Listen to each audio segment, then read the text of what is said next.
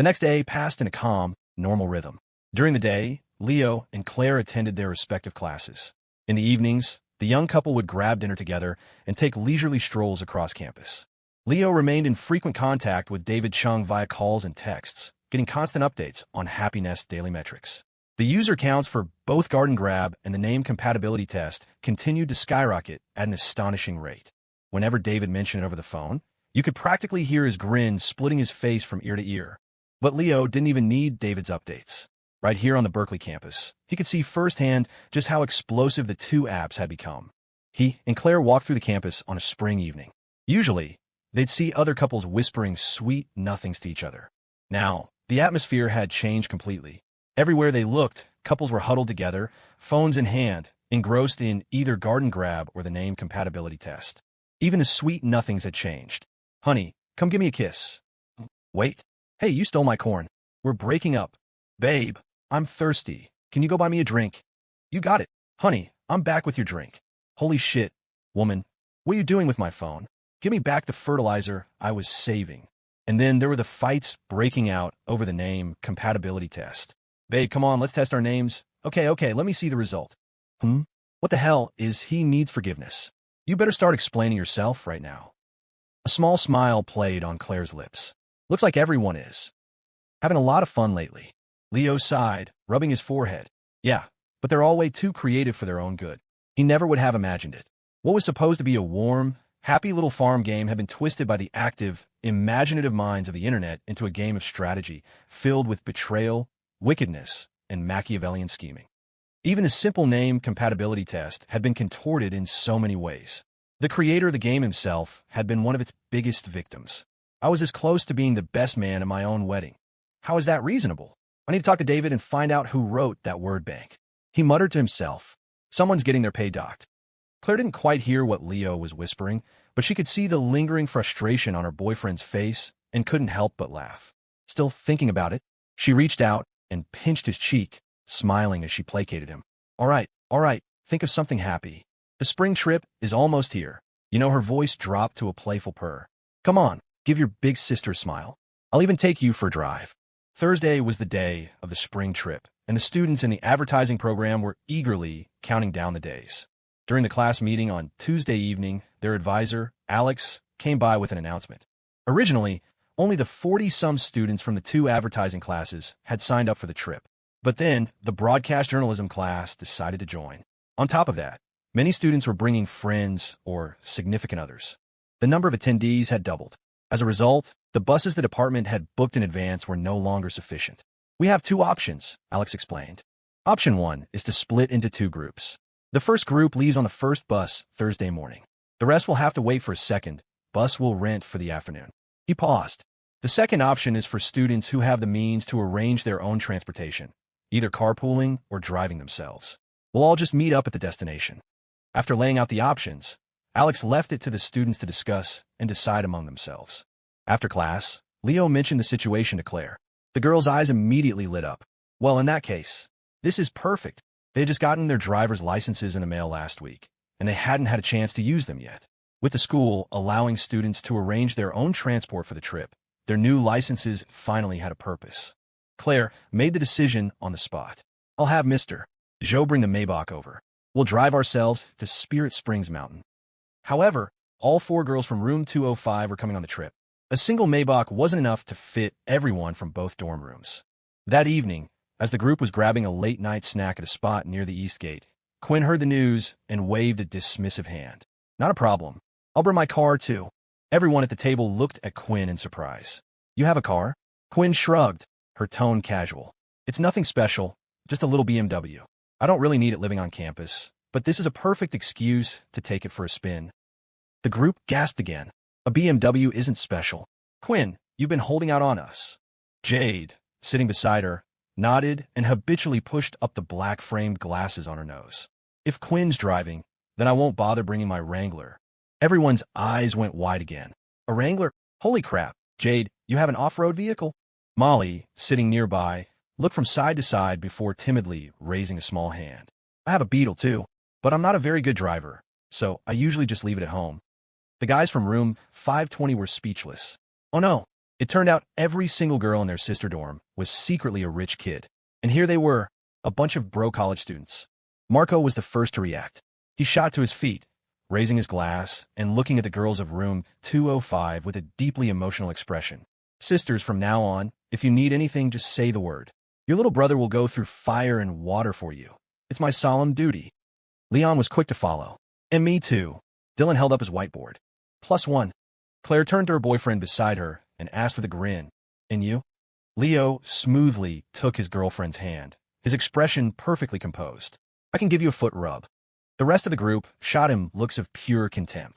Wow, shameless, absolutely shameless. The next day, Wednesday, the last evening before the trip, Leo and Claire were back at the LNS house, making their final preparations. They had just finished repacking and checking their suitcases in the living room when they heard the roar of an engine outside. They opened the door and walked out into the front yard. Two beams of light cut through the night as the sleek, elegant lines of the black Maybach pulled into the driveway and came to a smooth stop. The little Maybach had made its triumphant return. "Maybach, upright arrow, go." Watching the retired Special Forces veteran get out of the driver's seat, Leo walked up and greeted him with a smile. "Thanks for making the trip, Mr. Joe." "Mr. Joe" waved a steady hand.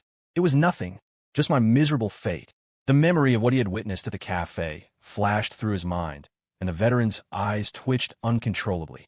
Pulling himself together, he looked at Leo and asked in a casual tone, "By the way, that big brother you mentioned last time, have you been in touch with him recently?" Leo blinked, a little surprised, then shook his head honestly. "No, we only chat every now and then. He usually just messages me to complain about his daughter getting stolen by some punk, and I just offer a little advice." He looked at him curiously. "Why are you asking, Mr. Joe?" "Mr. Joe replied, "No reason, just curious." Leo didn't think much of it. He glanced over at Claire, who was inspecting the Maybach, then took a couple of steps closer to Mr. Joe and lowered his voice. "About what I told you last time, about covering for me with Claire's dad. I'd appreciate it if you could keep helping me out." Mr. Joe replied, "I'll do my best." As he said it, a storm of conflicting emotions washed over the former soldier. What kind of job had he gotten himself into? He felt like there was nothing worse in the world that could possibly happen to him. Just as that thought crossed his mind, the next second he saw the young Miss Sterling finish her inspection of the car, her gaze satisfied. She turned to look at her family's driver. "Thank you for your hard work, Mr. Joe. You should stay the night." She added, "Oh, and I just made some soup in the kitchen. You should come inside and try some." The soldier's eyes widened in sheer terror. "Oh no, there really is something worse." March 27th, Thursday. The late March morning was also the long-awaited departure day for their spring trip. At the LNS house, Leo and Claire woke up early. After washing up and eating breakfast, they took their suitcases and went out to the front yard. A thin morning mist hung in the air of the coastal villa community, carrying a hint of dampness. Dewdrops clung to the wildflowers on the lawn, trembling in the gentle breeze. Leo opened the Maybach's trunk and lifted the luggage inside. He then took the other bags from his girlfriend and neatly arranged them in the back. Claire leaned in with a smile and planted a kiss on her thoughtful boyfriend's lips. "Thank you, Mr. Wallace." Leo smiled and gently brushed a stray strand of hair from her forehead. Of course, anything to serve the wealthy. The young couple shared a sweet, affectionate moment in the early morning light. The Maybach watched with great interest. Human romance was so fascinating. It was shipping them so hard it might just die. The retired soldier, on the other hand, just wanted to die, specifically by slamming his head against a wall. Earlier, he had been helping his young miss carry her suitcase out of the house. He hadn't noticed that the latches weren't properly closed, and a pile of clothes had spilled out all over the floor. He had scrambled to pick everything up, but as he gathered the items, one pair of stockings, another pair of stockings, and yet another brand new, unopened pair of stockings. The veteran-turned-creative writer's eyes twitched as his mind began to compose another intelligence report. The spring air is chilly. The young Miss's legs are cold. She is dressing warmly. He managed to construct the report with his innate literary talent and top-tier survival instinct. The next second, he realized he was holding another article of clothing. He glanced at it instinctively. Why was there so little fabric on this one? He held it up and shook it out. Then he saw the garment in its full, unadulterated glory and froze solid on the spot. "Mr. Joe." His thoughts snapped back to the present. The young Miss Sterling was calling to him. "My suitcase." The veteran came to his senses and calmly handed the suitcase to his young miss. But as his eyes passed over the bag, he couldn't help but think of the garment he had picked up in the living room. The retired Special Forces veteran's eyes nearly shattered from the force of their trembling. How am I supposed to write about this? The young miss is frugal and saves money on fabric for her swimsuits. He now truly understood the suffering of authors. Is this a job for humans? Making up stories is so damn hard. Just as they finished loading all the luggage into the trunk, they heard the chirping of a bird. Leo and Claire turned toward the sound. They saw their familiar, chubby parrot flapping its wings and waddling over. Father, mother, father, mother. Leo swatted reasonable away with one hand. He saw Mr. Chien walking over leisurely in a pair of flip-flops, holding a thermos, and greeted him with a smile. Morning, Mr. Chien. Claire also smiled and nodded at their future #1 candidate for best man. Thanks for coming all this way, Mr. Chien. They had been in classes at school for the past 2 days, and with no one to look after the chubby parrot, Mr. Chien had taken him home for a few days. Mr. Chien waved a dismissive hand. It's nothing. Besides, I have to go into the city to collect rent this week. Otherwise, I could have watched him for you a little longer. Leo laughed. It's fine. We'll just consider this a chance for him to see the world. Originally, the couple had planned to leave reasonable with Mr. Chien during the trip. But as it happened, Mr. Chien was busy this week and couldn't look after him. On top of that, when the parrot heard that his master and mistress were going on a trip, he had thrown a fit, begging to be taken along. Considering the chubby parrot's diligent, power-leveling services on Garden Grab recently, Leo and Claire decided to bring him along. It was an official family outing. Reasonable was bursting with energy and excitement. He swooped down and landed steadily on the Maybach's hood ornament, flapping his wings and squawking with glee. Giddy up, giddy up, giddy up, let's go, let's go, let's go. With their luggage and their stupid bird packed, the couple was ready to set off. Before they got in the car, Mr. Chien came over and slipped them a business card. You're going to Spirit Springs Mountain? I have an old uncle who runs a business there. You can contact him when you arrive. Claire was a little surprised. You have business there, too? Mr. Chien waved his hand dismissively. Just a small business, a small business. Leo looked down at the card. Urging Chien, it really was family. Only 4 golds less than 6 gold. Below the name was a dense block of tiny text. Spirit Springs Town. Full-service provider for motels, barbershops, land centers, pool halls, farm-to-table restaurants, car rentals, car washes, weddings, and funerals. Leo was stunned. He looked up at Mr. Chien as if he were a deity. You cover that much ground? How many businesses did this guy own? Mr. Chien, however, looked at him as if it were the most natural thing in the world. You gotta diversify to make money. The cash is just sitting there anyway. Might as well do something productive with it. What's the point of just buying up buildings and apartment complexes? Leo was speechless. He wasn't surprised anymore. This was the Gilded Phoenix family. After all, they were all cut from the same cloth. Their motto was simple, rich, and unapologetic. After Mr. Chien handed them the card, Mr. Zhou also came over, pulling Leo aside to give him a concerned warning. On this trip, you and the young miss. Be good. Be safe. He paused, feeling his words had a double meaning, and quickly corrected himself. I mean, be safe in the proper sense of the word. Leo smiled. Don't worry, Mr. Zhou. I'll take good care of Claire. Mr. Zhou nodded, then, remembering something else, added with heartfelt sincerity. Also, next time you chat with that big brother of yours, try not to give him so much advice. Stop helping him figure out how to deal with that punk. His tone was heavy with earnest pleading. Leo just looked at him, a question mark floating over his head. How did the topic suddenly shift to this? Mr. Zhou felt a little uncomfortable under Leo's gaze and tried to maintain his composure. It's nothing, I was just saying. But Mr. Chien nonchalantly interjected. Your Mr. Zhou is right. It's their family business. You shouldn't get involved. Just get along with your big brother. He said it with an air of righteous confidence. Mr. Zhou froze, staring at Mr. Chien in astonishment. Though Leo was confused, he sensed that both men meant well, so he nodded. All right, I got it. Well, if there's nothing else, we'll be on our way. He said his goodbyes, then got into the car with his girlfriend and started the engine. With the low hum of the engine and the excited shrieks of a certain chubby parrot, the Maybach gracefully pulled away. Mr. Chien and the retired Special Forces veteran were left standing in the yard, watching as the Maybach disappeared from view. Suddenly, a thought occurred to the veteran. He looked at Mr. Chien with suspicion. Why? Did you say that just now? Mr. Chien glanced at him. Say what? Mr. Zhou's pupils constricted. You know, Mr.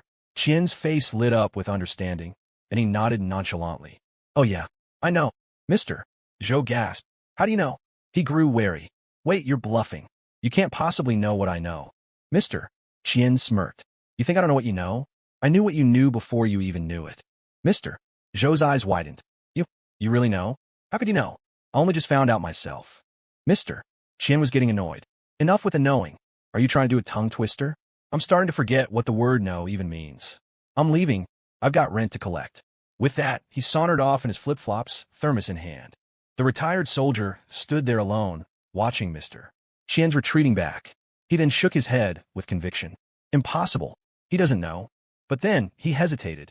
Does he know or not? This was the first time he'd driven since getting his license in this life. Sitting in the spacious, comfortable interior of the Maybach, he held the steering wheel loosely, the morning spring breeze flowing through the open window, cool and refreshing.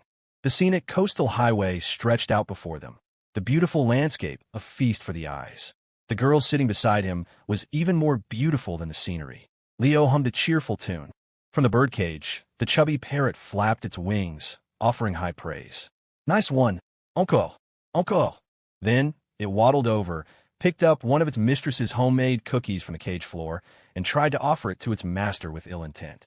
He'd been locked in the cage as soon as they got in the car, forbidden from flying around. The chubby parrot was holding a serious grudge. In the passenger seat, Claire rested her arm on the open window, her head tilted slightly as she watched her happy boyfriend drive. A smile graced her lips. The spring light was perfect. Her lover was by her side. There was nothing more blissful or satisfying than this very moment. Sensing her gaze, Leo glanced over, raising an eyebrow. What's wrong? Claire's smile widened. Nothing. Just looking at you. Leo chuckled. Why just look at me? Look at the scenery. It's beautiful out here. Claire lowered her arm from the window and leaned closer, her eyes fixed on him. You're more beautiful than the scenery, and I'll never get tired of looking at you. The sweet words came out of nowhere, soft and enchanting. The girl's radiant face was just inches away, her delicate lips close enough to touch. Just then, a perfectly reasonable red light appeared at the intersection ahead. The Maybach stopped before the crosswalk. The moment he pressed the brake and turned his head, the girl had already sealed his lips with her own. 30 seconds passed in a flash. When the light turned green, the young couple had already pulled apart. One resumed, driving with an air of dignified focus, while the other turned to admire the scenery outside the window. Both acted as if nothing had happened. The only things that gave them away were the subtle bob of his Adam's apple as he swallowed and the casual way her tongue darted out to lick her lower lip. And, of course, the wide, trembling eyes of a certain chubby parrot in the cage on her lap. Ignoring their dumb bird, the couple had already returned to normal, chatting casually as if nothing had occurred. The Maybach handles really nicely. You like it? If you like it, we can keep it at the house for us to drive. We can't do that, mister. Joe needs it to drive your dad around. It's fine. Charles Sterling is getting old. A little walking is good for him. A few sentences later, they reached the next intersection. As fate would have it, the green light had just passed, turning to red. Leo slowed down, and the Maybach came to another smooth stop before the traffic light. He glanced at his girlfriend. What a coincidence, another red light. Claire glanced at the countdown timer on the signal. This one's a minute. In his cage, Reasonable suddenly had a bad feeling. Before he could react, he heard his master and mistress's conversation continue. A minute is kind of long. We could find something to pass the time. Reasonable. The chubby parrot instinctively looked up. You called. The next second, the bird watched in stunned silence as his master and mistress locked lips once again, right above his cage. It's a trap. This isn't the bus to kindergarten. Under the bright morning sun, the Maybach cruised steadily along the scenic coastal highway. The driver was perhaps a model citizen, a stickler for traffic laws. Every time he approached a red light, he never rushed to run it. If there were only a second or two left on the green, or if the yellow light was about to come on, he would always slow down and wait patiently. The all-black Maybach stopped at the intersection. The sunlight reflected off its elegant, understated finish. The tinted windows shielded the interior from prying eyes. Passing cars and pedestrians cast curious and admiring glances, but some were puzzled by the faint, strange, mournful cries of a parrot coming from inside the car. "Let me out! Let me out of this car!" The main group for the spring trip had left on a tour bus at 7:30 that morning. The friends from rooms 520 and 205 had agreed to meet at the east gate of the school at 8 o'clock sharp. They had agreed on 8:00. But thanks to a certain power couple's meticulous adherence to traffic regulations, they were a few minutes late. When the Maybach finally pulled up to the east gate, the rest of their friends were already waiting by the side of the road. Claire opened the passenger window. They saw a white BMW 320i parked nearby, and Quinn was walking briskly toward them with an excited look on her face. "Hey, what took you two so long? We were just waiting for you." Leo and Claire got out of the car. Claire, carrying the birdcage, stepped out of the passenger seat and explained casually, her expression unchanged. There were a lot of red lights on the way. We got held up a bit. She had barely finished speaking when a weak, mournful cry came from the birdcage. "All yellow lights. All yellow lights." Quinn heard it and looked into the cage, puzzled. "Hey, what's wrong with Reasonable? Where'd he eat to get so stuffed?" Leo got out of the driver's side and glanced at Quinn's little white BMW. "Where's everyone else?" he asked. Quinn's expression became slightly awkward, but she tried to act nonchalant. "Oh, it's nothing. They just went to the restroom." Just as she spoke, Marco, Dylan, Leon, Molly, and Jade emerged from the school gate. They were all leaning on each other, their steps heavy and labored, their faces a pale shade of green. Claire was also taken aback. "What's wrong? Did they eat something bad?" Leo walked over to his roommates, ready to ask what had happened. "What's wrong with you guys?" Before he could finish, Marco stumbled and nearly fell forward. Leo, startled, quickly caught him. "Are you okay? What happened?" The next second, Marco gripped Leo's arm tightly, his face streaming with tears. "Leo, as your brother, I have to give you a piece of life advice. Unless you have a death wish, never, ever get in Quinn's car." The truth was revealed. The beautiful Quinn, owner of the white BMW, was, in fact, a terrible driver. Before Leo and Claire had arrived, Quinn had pulled up in her 320i and enthusiastically invited her friends from both dorms to go for a ride. The whole group had piled in. As they got in, Marco was still laying on the compliments. "As expected of you, Quinn. Your car smells amazing. A beauty and her ride. A perfect match." It turned out to be less of a joyride and more of a hearse ride. Quinn drove the group around the block. Molly was scared out of her wits. Marco and Leon were clinging to each other and trembling, and Dylan was so terrified he almost started speaking again. Meanwhile, the beautiful driver herself remained blissfully unaware, eager to take them for another spin. Thankfully, Jade remained calm and objective enough to point out, "Quinn, if you don't let us out, Dylan is probably going to die in here." The moment they got out of the car, Dylan threw up. The others rushed to find a restroom. It took them a while to recover. Leo was stunned. He couldn't help but look at Quinn. Was it really that bad? Even Leon, looking weak, chimed in to agree. Quinn's driving skills are on the same level as Bertha Sue's cooking and Marco's artistic talent. The analogy was instantly understood. Leo sucked in a breath. Only the Queen of England is worthy of that ride. So that settled it. Even though Quinn had brought her car, there was no way she was going to be allowed to drive it. Her friends did their best to console her. "There'll be other chances. It's just that our mortal bodies can't appreciate your world-class driving skills. We should save it for someone who wants to die less. No, I mean for someone who truly needs it." Finally, a plan was made. The BMW 320i would be entrusted to Jade, who also had a license and was a steady, experienced driver. Dylan, Leon, and Molly would ride with her. The Maybach would still be driven by Leo, with Claire in the passenger seat. Marco and Quinn would join them in the back. Oh, and the bird. Claire opened the cage door, and Reasonable flapped his wings frantically, trying to escape. "I'm going over there. Over there." The moment the cage was open, the chubby parrot shot towards the BMW 320i without a moment's hesitation. He flew with such urgency, it was as if something filthy was chasing him. Marco couldn't help but laugh. Reasonable's not the sharpest tool in the shed, is he? Can't even tell the difference between a Maybach and a BMW. Perched on Molly's shoulder, Reasonable shot Marco a sideways glance, filled with the pity one reserves for the doomed. Foolish human. He laughs at me for not knowing cars. I laugh at him for not knowing the terror of third-wheeling. It's fine. He'll find out soon enough. Everyone was present and accounted for. The groups were set. They all got into their respective cars and officially set off. As soon as Quinn and Marco settled into the back seat of the Maybach, they couldn't stop looking around and exclaiming in awe. "Whoa, this is a Maybach, all right. The space. The interior. This is way better than my crappy little BMW. Hey, my legs actually fit back here without being cramped at all," Quinn said, delighted to see the ample legroom. She excitedly nudged Marco beside her. "See? Isn't it great?" Marco turned to look, and his eyes immediately fixated, unable to move. Yeah, they're really long." Quinn realized what he was looking at and stomped on his foot. I meant the legroom, not my legs. In the front seats, Leo and Claire exchanged a smile in the rearview mirror. These two were a couple of clowns. It was going to be an entertaining ride. Just then, they saw the white BMW 320i pass them.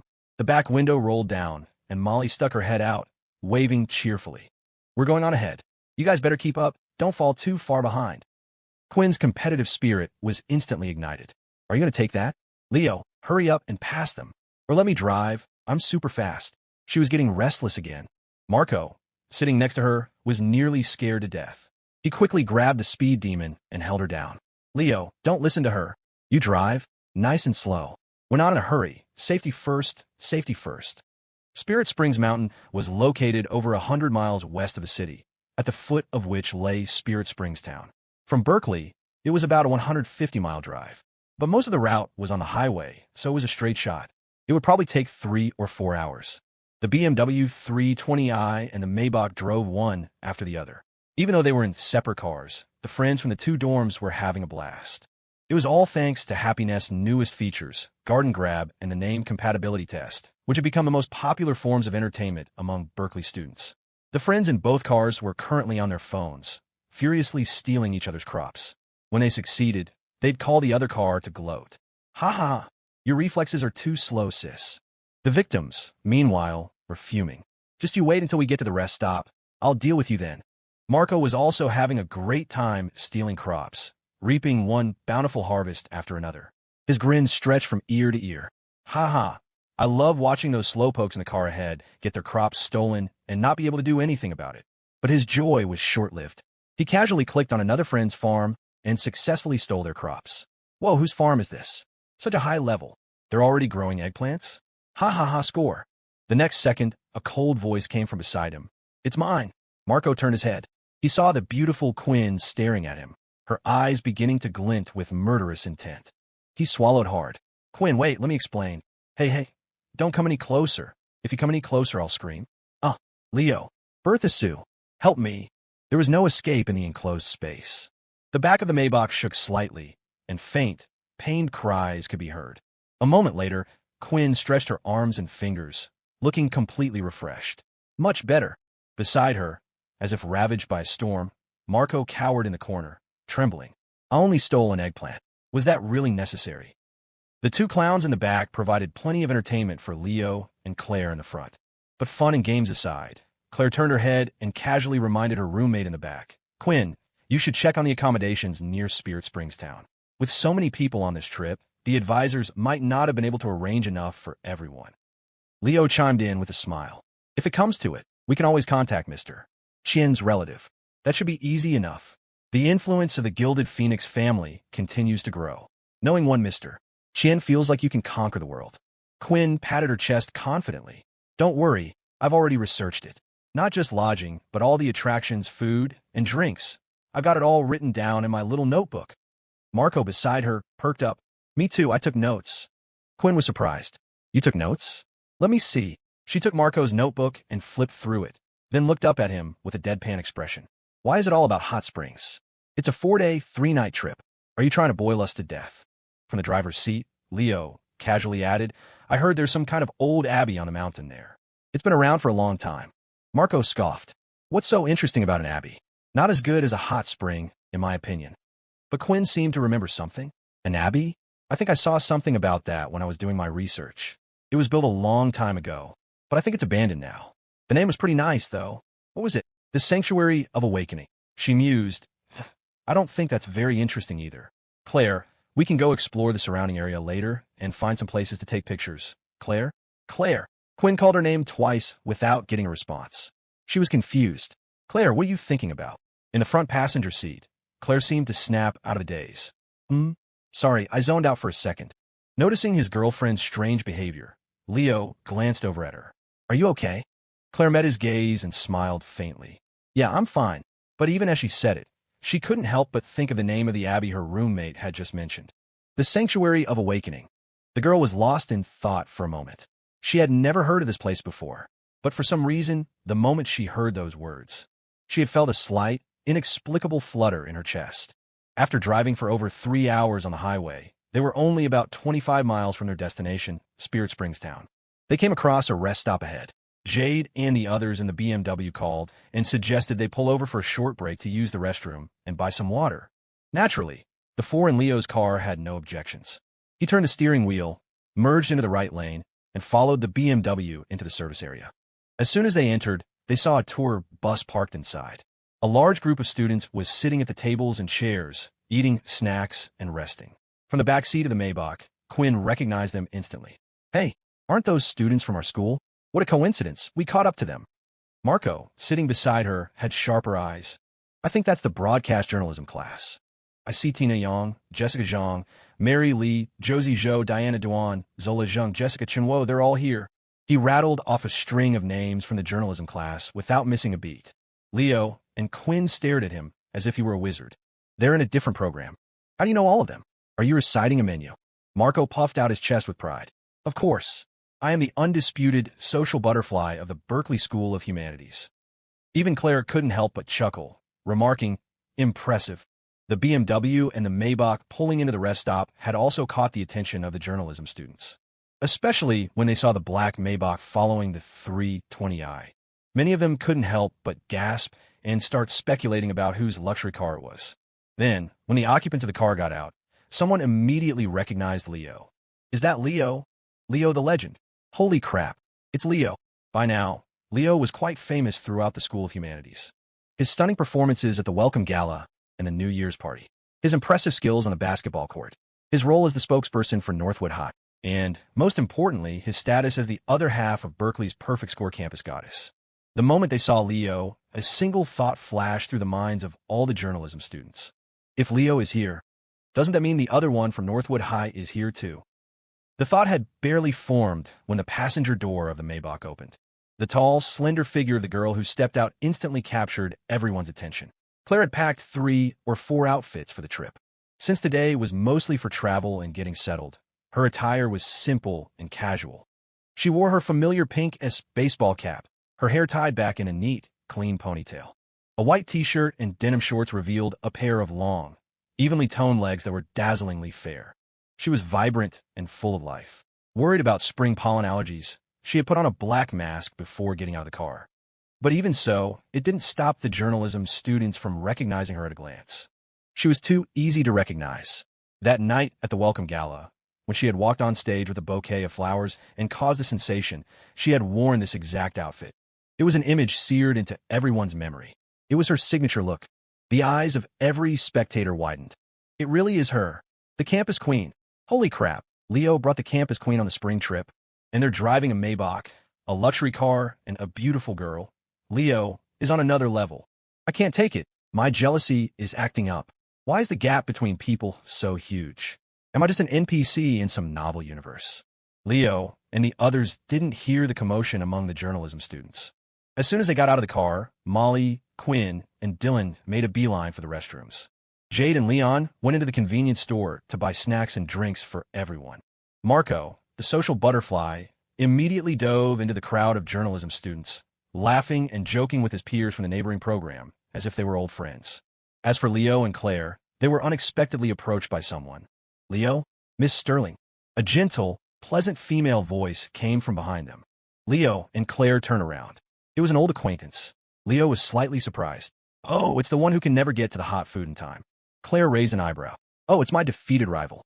Lily Lou walked up with a smile and greeted the couple. "I saw you from behind when I was coming out of the store and thought you looked familiar." "It really is you." Leo smiled. "Yeah, what a coincidence." Claire took off her mask and also smiled at Lily. "It is quite a coincidence." The graded girl of the humanities department, now that she had let go of her competitive spirit, seemed much more relaxed and natural when chatting with Leo and Claire. After some small talk, Lily explained that their bus had run into a minor issue on the road, which had caused a delay. The other bus, carrying the advertising class, had already arrived in Spirit Springs town. She glanced at the Maybach, then turned back to Leo and Claire, smiling.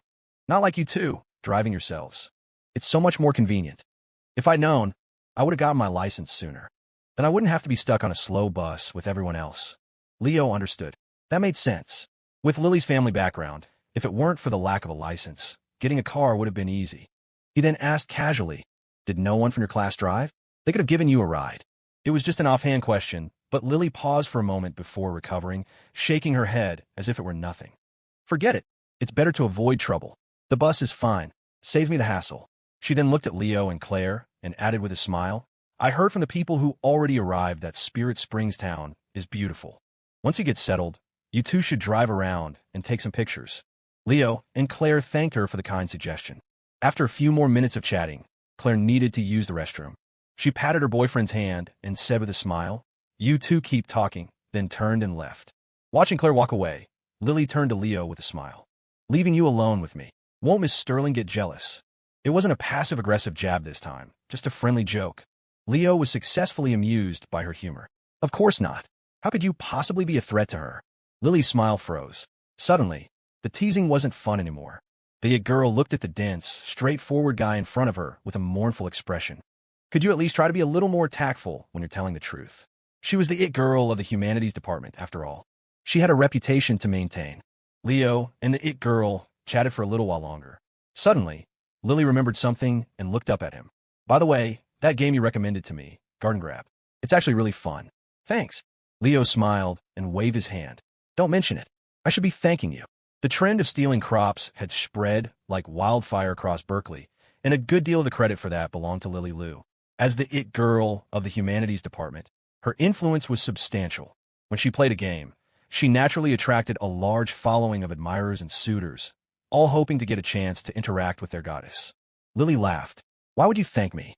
You recommended the game to me. It's not like you made it. Then a thought occurred to her, and her face fell into a frown. The only bad thing about this game is that so many people keep stealing my crops. I can't stop them. It was true. The it girl's influence was powerful.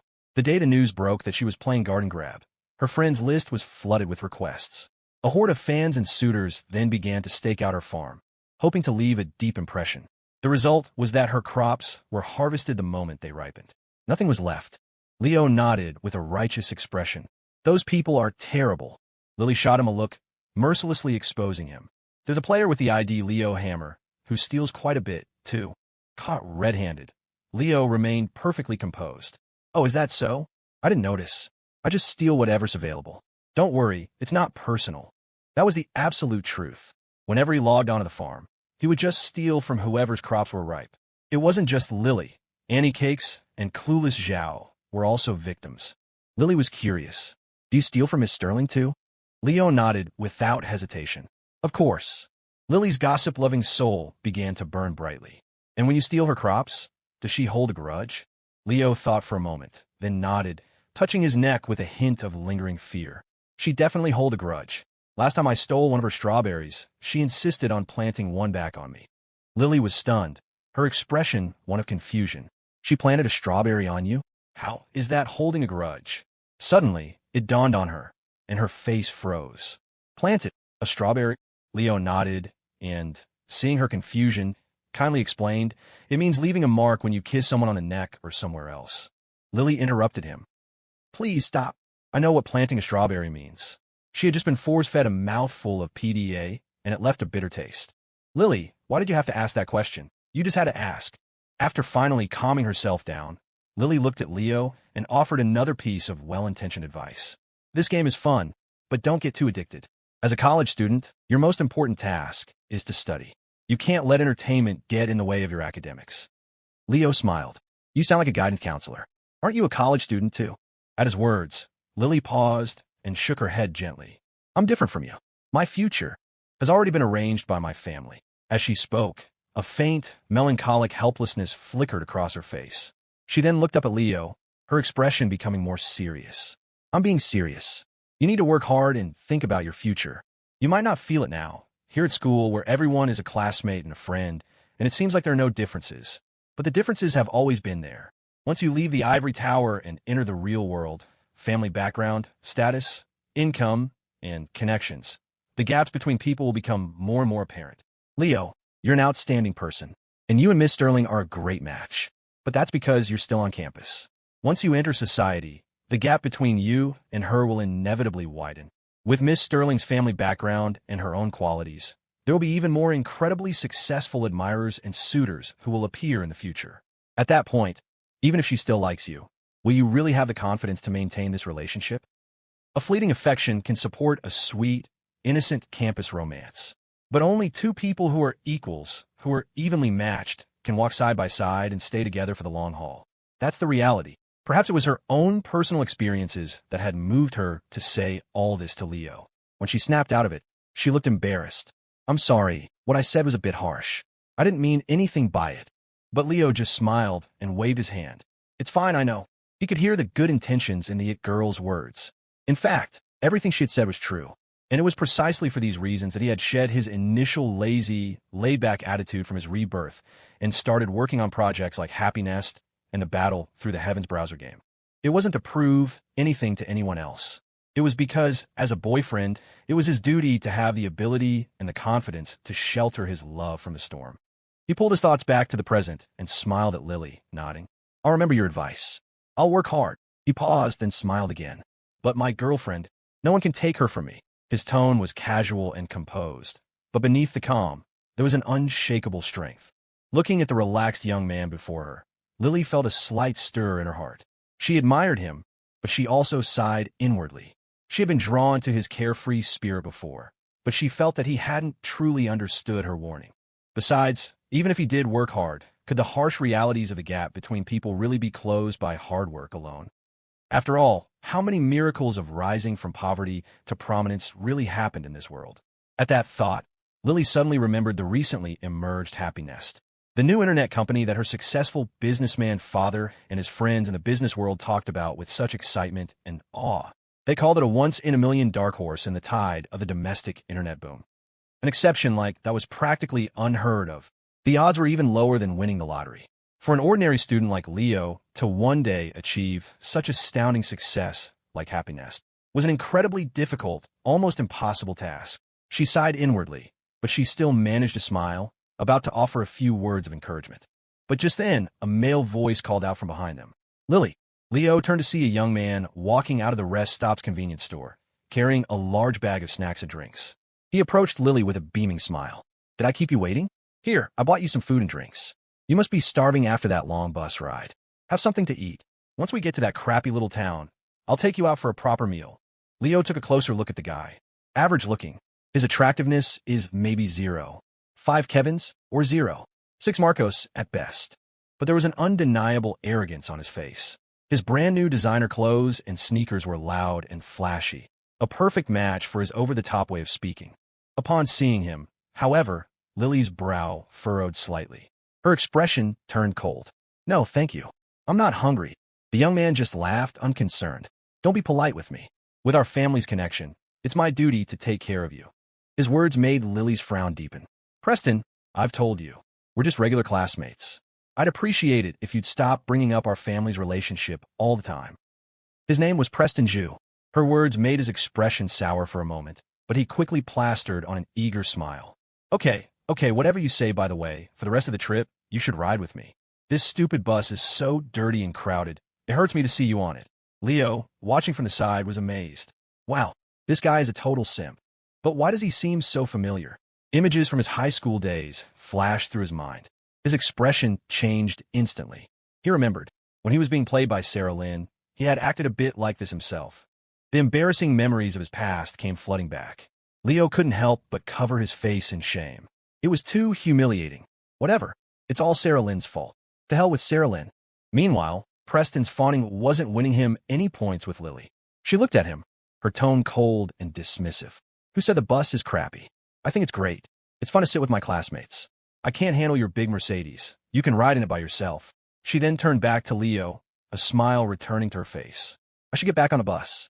We'll meet up in town. If there's a chance, I'll come find you guys." Leo nodded readily. "Sound good." Lily smiled at Leo one last time, then ignored Preston and walked straight toward the bus. Lily," Preston called after her a couple of times. When he saw her walk away without a backward glance, the smile vanished from his face, replaced by a dark, ugly expression. He angrily threw the bag of snacks on the ground and spat on the pavement, watching her retreating figure. "What a bitch. Just wait until I get my hands on you. I'll break you." Leo had been about to leave. He was just turning to go when he heard Preston's vicious words. He turned back, his opinion of the guy changing slightly. Whoa, he's not a regular simp. He's a rabid dog. Preston turned his head and noticed someone watching him with interest. He didn't seem to recognize Leo. Startled, he snapped, "What are you looking at? Haven't you ever seen a handsome guy before?" The question threw Leo for a loop. He couldn't help but stare at Preston. "Dude, I think you might have a slight misunderstanding about your own appearance." Preston was stunned for a second. Then his face contorted in anger. "You." But then he heard the sound of the bus engine starting up. He looked over and saw the journalism class bus slowly pulling out of the rest stop. In his haste, he didn't have time to argue with Leo and rushed toward his Mercedes. Watching Preston run off, Leo shook his head.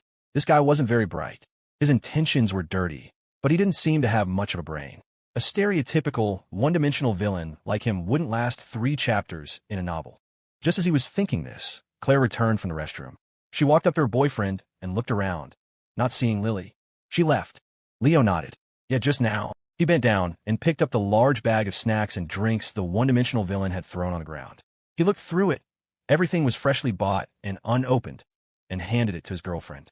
"Want anything? Take your pick." Claire was taken aback, a question mark appearing over her head. Where did this come from?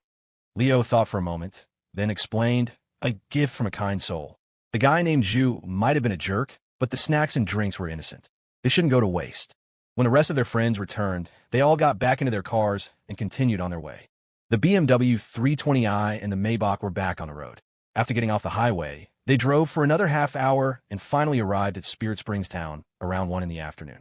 They drove to the small town square where the main group was supposed to meet. As soon as they arrived, they saw a massive crowd of students dragging suitcases and carrying backpacks, all milling about in a chaotic, noisy scene. At the front of the crowd were the faculty advisors in charge of the trip. They were all running around, clearly overwhelmed. Ms. Sullivan, the beautiful advisor from the other class, was trying to direct the chaos with a megaphone. "All new arrivals, please line up over here. Class presidents and reps, please take account of your people and luggage. Get everyone registered. Everyone, please stop running around. There will be plenty of free time this afternoon. Just get registered first. Everyone shut up and get in line to register." Finally losing her patience, Ms. Sullivan snapped. The beautiful advisor had spoken. The noisy square fell silent in an instant. The students, who had been a chaotic mess just a second before, were now as docile as lambs, obediently lining up. The friends from rooms 205 and 520 were all stunned. They looked at the beautiful advisor with a newfound respect. "Whoa, Ms. Sullivan is hardcore. Did she major in acting or something?" Even Claire was impressed. She looked at the domineering advisor with a hint of admiration. "She's got talent. Sterling Holdings could use someone like her in the future." Soon, Leo and his friends reached their own advisor, Alex, to register. Alex counted them off one by one, making notes in his ledger. Leo Wallace, Marco Shaw, Leon Dillon. Room 520, all 4 present. "Did you bring any plus ones?" He looked up. He saw the 4 beautiful young women standing behind the 4 young men from his class. Alex sucked in a breath, completely shocked. "Holy, your +1 lineup is this stacked? The entire dorm is off the market? Is there really something special about the number 520?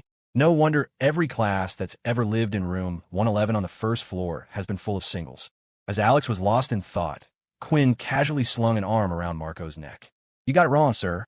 We're just like brother and sister." Jade looked at Dylan beside her, thought for a moment, then turned to Alex and explained, "We have a doctor-patient relationship. An eager psychology researcher, and her mute patient." Alex, ?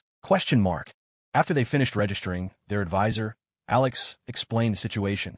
"The farmhouse and that the department booked in advance doesn't have that many rooms, and they aren't big enough to fit everyone. If you all want to stay together, the only option tonight is to split up by gender and sleep in large, shared rooms. Or," he continued, "you can try to find another inn in town. The class fund will cover a portion of the cost per person, and you can pay the difference yourselves." The friend from both dorm rooms discussed it among themselves. They all agreed that since they were on a spring trip, they shouldn't skimp on accommodations. You should always travel well, even if you're on a budget. They decided to find a better place to stay. Spirit Springs Town was a tourist town, after all, so there were plenty of inns and motels. The group decided to split up and inquire at various places, then regroup once they found a suitable spot for everyone. With a plan in place, they temporarily went their separate ways. Walking down the main street of the small town, Leo and Claire checked out a few places. The prices weren't the issue. The problem was either a lack of available rooms or that the conditions weren't ideal. It wasn't just Claire who was unsatisfied. Leo wasn't happy either.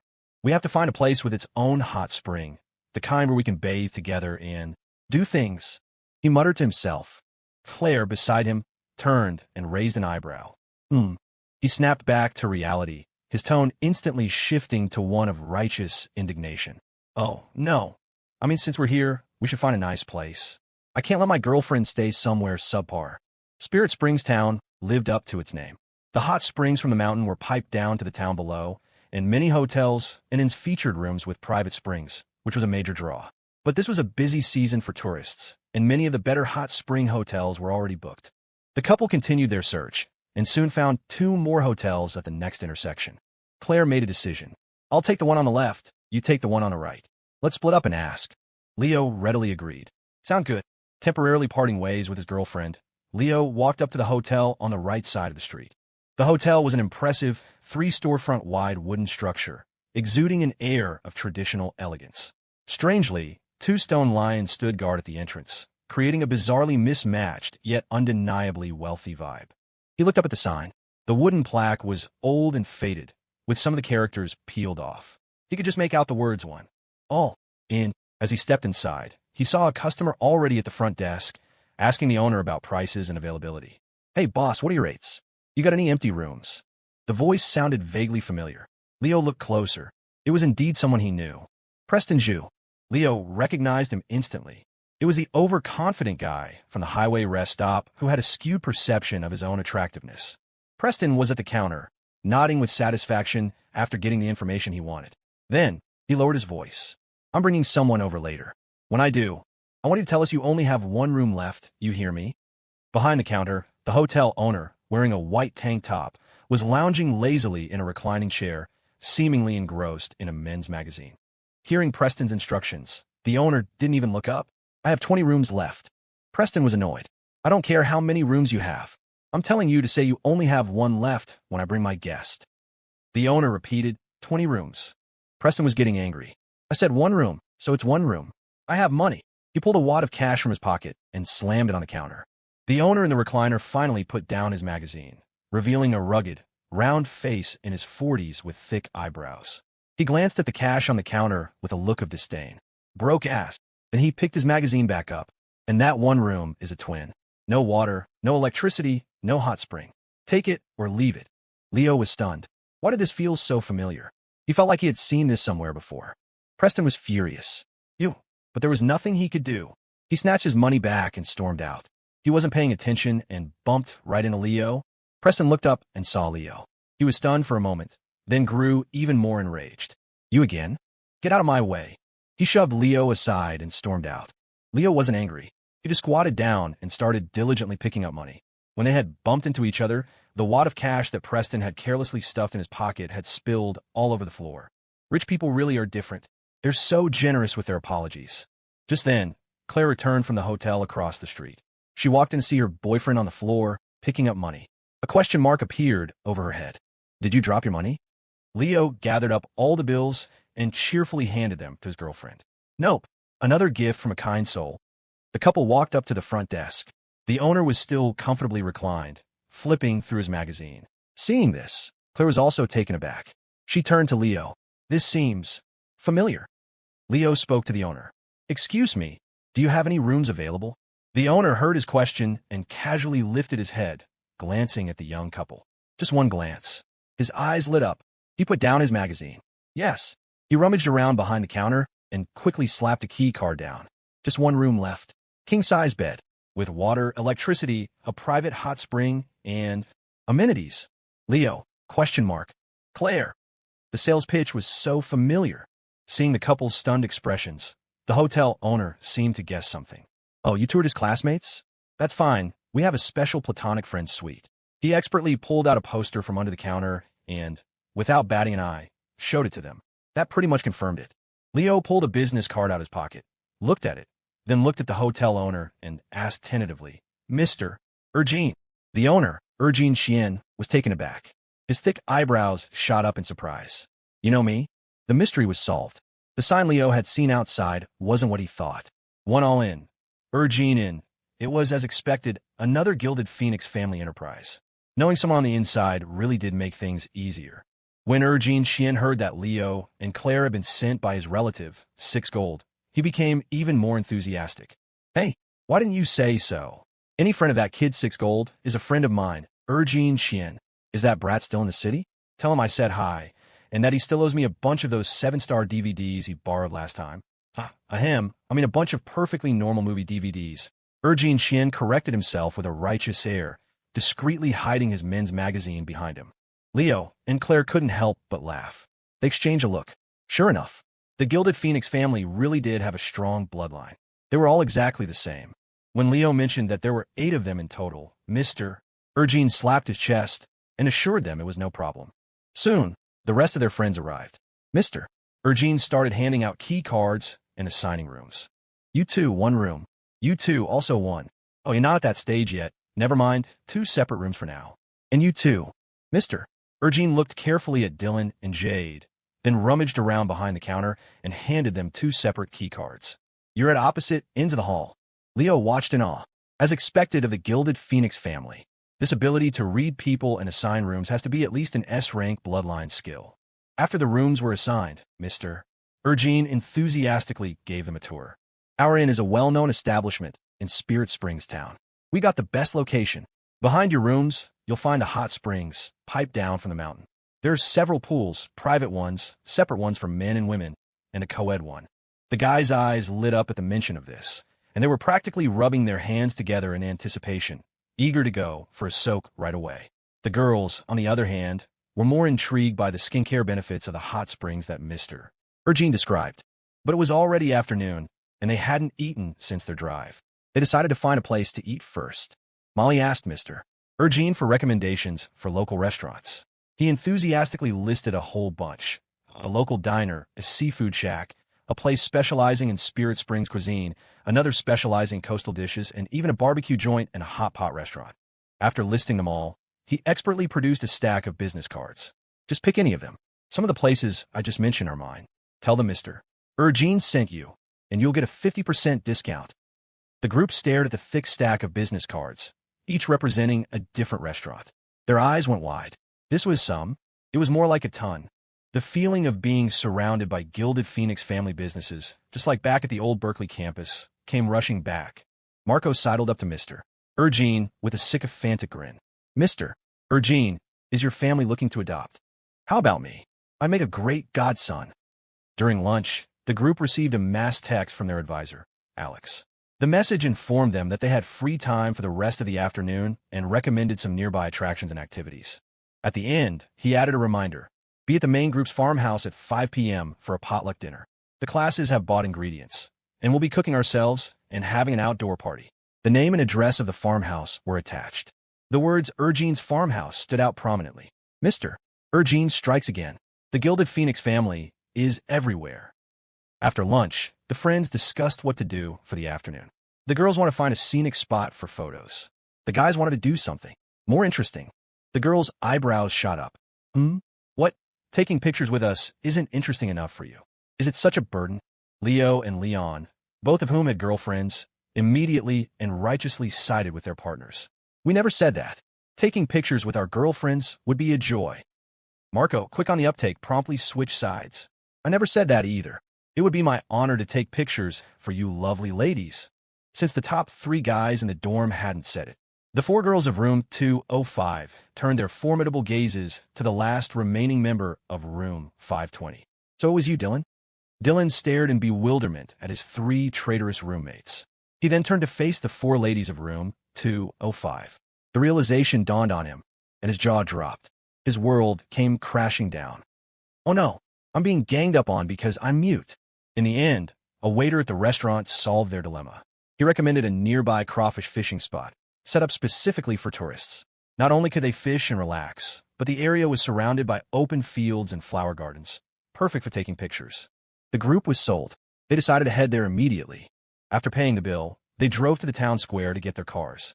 The Maybach and the white BMW sped off, and after about 10 minutes, they had left the town behind and arrived at their destination. They got out of the cars and looked around.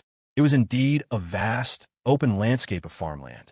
Green rice paddies and vibrant flower gardens stretched out before them, rippling like waves in the spring breeze. In the distance, the mountains were shrouded in mist. It was a beautiful, refreshing sight. It wasn't just their group. Many other students from the advertising and journalism classes had also been recommended the spot and were already there, taking pictures and having fun. The girls' cheerful chatter filled the air, while the guys excitedly grabbed fishing rods and hooks, ready to battle the fish and shrimp in the irrigation ditches. The place was buzzing with activity. The girls of room 205 squealed with delight at the sight of the scenery and immediately ran towards the flower gardens with their cameras, dragging their one and only culprit, Dylan, along as their designated photographer. As he was being led away, Dylan looked back at his roommates with a desperate expression, his mouth opening and closing in a silent plea for help. Leo, Leon, and Marco exchanged glances, a pang of guilt striking them for betraying their fourth roommate. We really did him dirty. Then, filled with guilt, the three of them cheerfully went to find their own fishing rods. Let's go. Time to catch some crawfish. The afternoon was spent in a flurry of activity. Leo, Leon, and Marco spent hours with their fishing rods and hooks, diligently working the irrigation ditches. Unfortunately, the crawfish weren't biting. The three of them together only managed to catch two. Leon, not ready to give up, pulled 2 homemade date cakes from his pocket, put them on his hook, and cast it into the dish. Do crawfish eat this? Marco, on the other hand, was more direct. He took off his shoes, rolled up his pants, and waded into the water. I refuse to believe that a top student from Berkeley can't even catch a single crawfish. Ouch. It bit my toe. Somebody help. The top student from Berkeley was shrieking as he was being attacked by a crawfish. Leo wasn't giving up either. He was trying to come up with a strategy when Claire called to him from a short distance away. Leo, come take a picture. He looked up. There, among the paddy fields in the spring sunlight, stood the slender figure of the young woman. She had taken off her pink baseball cap and was waving it at him with a grin. The gentle breeze rustled her clean ponytail, making it sway back and forth. Pure and radiant, her smile was enchanting. For a moment, his heart skipped a beat. He was lost in a daze until he heard his girlfriend call his name again. Leo, you idiot, what are you spacing out for? Get over here. Leo snapped back to reality and immediately dropped his fishing rod and hook, jogging over to her. Coming. Who care about crawfish? What could be more important than taking pictures with his girlfriend? Only single guys had the time to wrestle with crustaceans. It wasn't just Leo. Soon, Leon was summoned by Molly. He, too, tossed aside his fishing gear and eagerly went to his girlfriend's side. Meanwhile, in the irrigation ditch, Marco finally managed to free himself from the crawfish's claws. He held up his hard-won prize, excited to show it off to his roommates. I got one. Leon, look how awesome I am. He turned around. He saw Leo and the date cake guy happily taking couple photos with their girlfriends. Marco. A cool breeze swept through the fields, chilling the honorary resident of Gotham City to the bone. His heart felt cold and desolate. A wave of sorrow washed over him. What's the point of living? I'm done. More and more students started to arrive. When they saw the scenery, their eyes lit up and they exclaimed in excitement. It's so beautiful. Wow, this would be a great place for pictures. Whoa, you can fish for crawfish here. Let's go, guys. The guys excitedly grabbed fishing rods and hooks, ready for action. Then they saw Marco sitting on the edge of the paddy field, looking utterly dejected. Marco, what are you doing? Come on, let's catch some crawfish. Marco listlessly glanced at his classmates, too tired to even speak. He just pointed towards the flower garden. The guys looked over curiously. There, in a field of blooming flowers, a couple stood locked in an embrace. The tall, slender young man was handsome and carefree, his arm wrapped around the young woman's waist. The young woman tilted her head back to look at her boyfriend, a gentle smile on her radiant face. The guys. Suddenly, the fishing rods in their hands felt a lot less appealing. One by one, they hung their heads and started to walk away. We're leaving. This is lame. Fishing for crawfish is actually pretty boring. My mom is calling me home for dinner. Meanwhile, Leo and Claire finished taking their pictures. A satisfied Claire walked back to the paddy field with Leo. She was intrigued and wanted to try her hand at catching a crawfish. Leo handed her a rod and line, offering a helpful tip. These crawfish are pretty hard to catch. You have to be patient. You can't rush it. He then watched as his girlfriend took the rod and lowered the hook into the water. A crawfish ambled over. It didn't even glance at the hook and was about to turn away. Leo started to laugh. See? I told you it was hard. Before he could finish, he saw Claire's eyes narrow as she stared at the crawfish in the water. Come up. The air temperature seemed to drop a few degrees. The crawfish in the ditch stiffened. Then, trembling, it reached out its claw and grabbed the hook. The next second, the girl flicked her rod, and just like that, the crawfish was dangling in the air. Leo, question mark. Claire casually tossed the crawfish into a plastic bucket nearby, then turned to her boyfriend. What were you saying? Leo. Nothing. Oh, right. I forgot. Bertha, Sue has a natural intimidation aura when it comes to animals. And that was just the beginning. After her first catch, Claire seemed to get even more interested. She cast her line into the water again and again. And then she displayed an astonishing, almost supernatural talent for fishing. In just half an hour, under the stunned gazes of everyone around, she pulled up one crawfish after another, almost without a break. Soon, the bucket was more than half full. And that wasn't all. A certain chubby parrot was now flapping its wings, holding a crawfish in its claws, and soaring triumphantly through the air. Look at me. Look at me. Look at me. After showing off, it would obediently fly back and present its prize to its mistress. This scene left everyone completely dumbfounded. Holy crap. The legendary couple. Did they really raise a divine eagle? Is it that intelligent? The sun began to set, and the sky turned to dusk. It was almost time for the agreed-upon dinner. Leo and his friends returned with 2 full buckets of crawfish, triumphant. More than half of them were Claire's catch. On the way back, the girl was still buzzing with excitement. Fishing for crawfish is really fun. We should come back again. The others had mixed feelings. Please don't. If you come back, you'll fish the entire species into extinction. Following the directions, they drove to Ergine's farmhouse. It was a large, circular courtyard surrounded by a 2-story earthen building with over a dozen rooms. The open-air courtyard in the middle was a spacious area with a well and several specially built wood-fired stoves, perfect for tourists to cook their own meals. By the time they arrived, all the students from the various classes had returned. Everyone had had a great time in the afternoon and was now excitedly sharing their experiences. The courtyard was a noisy, bustling scene. The advisors and the class officers had just returned from buying groceries, carrying large bags of food. They started calling out, looking for students who knew how to cook, and dividing everyone into vegetable washing, vegetable chopping, fire starting, and cooking groups. The guys from room 520's eyes lit up, and they immediately raised their hands, enthusiastically recommending, "Our Leo can do it. He's a top-tier chef. His cooking is amazing." Everyone in the courtyard turned to look, and their advisor, Alex, also looked at Leo with a smile. "Leo, you know how to cook? Great. We'll be counting on you tonight." Cooking for such a large group was hard work, but Leo didn't refuse. He smiled and nodded. A group of advertising students started cheering. "Leo is the man. We're in for a treat tonight." Then, one of the students glanced at Claire, who was standing next to Leo, and his eyes lit up. "Hey, does the campus queen know how to cook?" The question instantly piqued everyone's interest, and all eyes turned to Claire. Claire didn't hesitate. She nodded. A little. The student who had asked the question looked thrilled and was about to speak. "In that case, I have a suggestion." Before he could finish, the friend from rooms 205 and 520, their faces pale with horror, lunged at him. Wait a minute. You have no suggestions. You are not allowed to have any suggestions."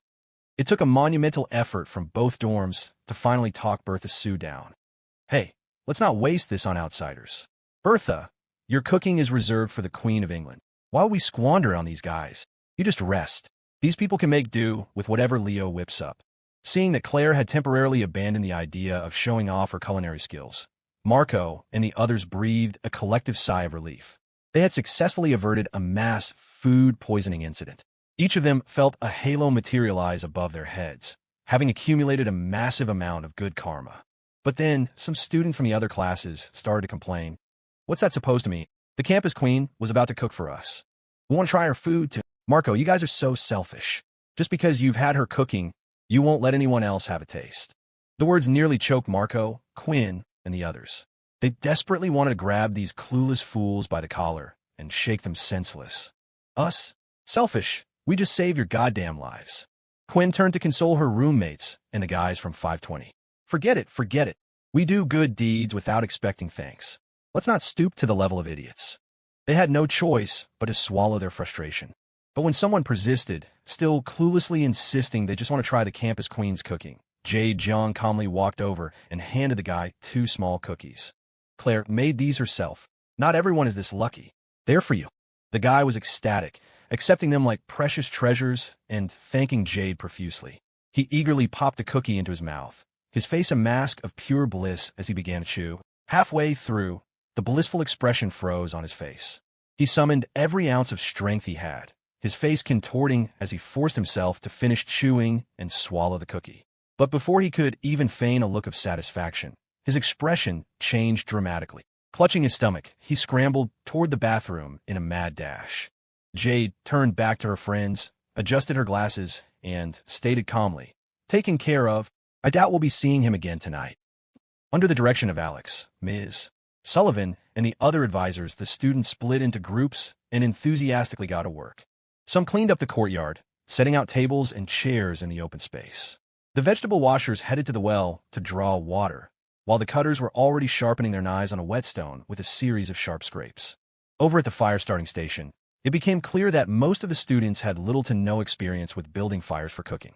They piled up some wood, and a strong-looking guy grabbed an axe to start splitting it. But after several wild swings that missed their mark, he was left panting and covered in sweat. That's when Claire casually walked over, her tone light and composed. "Let me." The fire-starting group stared at her, stunned. When they came to their senses, they quickly shook their heads in protest. No, what? We can't let you do this, Campus Queen. The axe is heavy. You're a girl. You could get hurt." But Claire had already extended a hand toward the guy holding the axe. Her Ice Queen aura was in full effect. No words were necessary. The guy didn't dare argue. He meekly handed over the axe, but couldn't help adding a word of caution. "When you hold the axe, make sure you..." His words trailed off as he froze, his eyes widening in disbelief. The young woman before him had already gripped the axe with both hands, adopting a stance so perfect it could have been from a textbook. The next second, the axe rose and fell, striking the block of wood with speed and precision. The upright log split cleanly in two. The fire-starting group? And that was just the beginning. As the boys of the fire-starting group watched, mouths agape, the axe in the young woman's hands moved like a blur. Her movements were crisp and efficient, a seamless flow of fluid motion. With an astonishing, almost dizzying speed, she rapidly split the entire pile of wood into kindling, creating a tall, neat stack. The group was completely dumbfounded. Holy shit. They looked at Claire as if she were a goddess descended from the heavens. This was their top-scoring, flawless campus queen? Was there truly nothing she couldn't do? She was even a master at chopping wood. If that was the case, her cooking must be out of this world, right? Thinking about the missed opportunity to taste her handmade delicacies, the group once again sighed with deep regret. Once the wood was chopped and the fire was lit, the ingredients they bought were all washed and prepped. On the other side of the yard, the cooking team was ready to start. Tonight's head chefs were Leo and two of the advisors, with a few helpers on the side. Standing before the wood-fired stove, Leo heated oil in a large wok. He tipped in a huge basin of pork ribs, searing them on all sides before adding seasonings, scallions, and ginger. With a large metal spatula, he began to stir-fry everything together. Soon, a tantalizing aroma filled the air. The other students were already seated at the tables, waiting for the food to be served. They chatted, laughed, and played games on their phones to pass the time. Every so often, you could hear shouts from the tables. "Holy crap, who stole my tomatoes?" Announcement. The next crop of corn in Lu Qing's Garden on Happy Nest is ready in 3 minutes. Brothers, prepare for battle. Time's up. Let's go, guys, charge. It turned out they were all playing garden grab. The whole group was completely absorbed, having a blast. Meanwhile, Leo and the other chefs were swamped. Cooking for dozens of people was no easy task. It wasn't complicated, just physically demanding. Before long, they were all drenched in sweat. A delicate, fair hand reached over from the side, holding a tissue, and gently wiped the sweat from Leo's brow. He turned his head and was surprised to see his girlfriend's stunningly beautiful face. "What are you doing over here?" Claire smiled at him. "You're working hard, Chef Leo. I came to check on you." As she spoke, she produced a bottle of water from behind her back, as if by magic, unscrewed the cap, and held it out for him. Leo was about to put down his spatula to take it, but Claire was already holding the bottle right to his lips. "Don't. I'll feed you." Just then, their advisor, Alex, walked over carrying a large bowl of chopped cabbage. He saw Claire and Leo standing together and overheard the first part of their conversation. He was about to tease them with a grin. "You two are so sweet. Claire, you even came all the way over here to check on him." The words had just left his mouth when he saw the young woman personally holding the water bottle to Leo's lips, her other hand carefully cupped under his chin to catch any spills. The gesture was intimate, yet completely natural. Alex, the long single advisor, suffered 100 points of critical damage. Steeling himself, Alex took a deep breath, ready to force a smile and speak again. But then he heard the young couple's conversation continue. Leo seemed a little embarrassed. "Hey, it's okay. I can drink it myself." But the young woman's voice was laced with a playful, teasing tone, the corners of her lips curling into a smile. "Shy? What's there to be shy about? Or, do you want to do it mouth to mouth?" "Alex." The advisor stiffly turned around, his eyes twitching violently, and walked away with a bowl of cabbage. "Check on him. My ass." It was mouth to mouth on him. The single slaughterhouse couple really lived up to their name. If a single person got within 10 feet of them, it was guaranteed injury or death. The sunset glow faded from the horizon, and darkness began to spread across the sky. But in the courtyard of Regine's farmhouse, the evening party was just getting started, the atmosphere growing louder and more boisterous. Strings of lights along the courtyard walls and under the eaves flickered on, casting a soft, warm yellow glow. The food wasn't ready yet, but a tempting aroma was already drifting through the air. The students were getting restless. Though they couldn't eat yet, some had already brought out snacks they bought earlier, placing them on the tables for everyone to share. One student had even heroically slammed several cases of beer onto a table, challenging people to a drinking contest before the meal had even begun. Who needs food? Only the weak need to line their stomachs first. True warriors chug on an empty stomach. Watch and learn. I'll show you how it's done. In front of everyone, he grabbed a beer, popped the cap, and chugged it down with heroic gusto. After finishing, he didn't forget to turn the empty bottle upside down to show the crowd, boasting triumphantly, "See? I'm totally fine." Thud! He promptly passed out and collapsed to the ground. The courtyard fell silent for a moment, then erupted in a roar of laughter. The party hadn't even officially started, and they were already down one man. Another student had found a sound system inside the farmhouse, dragged it out into the open, and plugged it in to play some music. I heard Winter's Departure. In a certain year, a certain month, I awoke. I think, I wait, I anticipate. But the future can't be arranged because of it. It was I'm Yours by Jason Mraz. As the clear, bright, and instantly recognizable voice filled the courtyard through the speakers, many of the girls couldn't help but look entranced, humming along softly. Then the guys joined in good-naturedly, singing along with them. In room 205's group, the girls' eyes lit up. Molly clasped her hands to her chest, her eyes sparkling. Wow, the vibe is so good, so romantic. Sitting beside her best friends, Claire propped her chin on her hand, leaning lazily against the table. She listened to the music and the joyful noise of the crowd with a smile, humming quietly along. Beside her, Quinn had already whipped out her Nokia N95. With its state-of-the-art 5-megapixel camera, she panned back and forth, recording the boys and girls singing together in perfect harmony. When the song reached the chorus, the guys' spirits soared. They held up beer bottles as microphones and stood up to belt it out. "Well, you done me, and you bet I felt it." The girls laughed at their antics, but quickly responded with their own lines. "I try to be chill, but you're so hot that I'm melted." Claire smiled, too, and continued to hum along.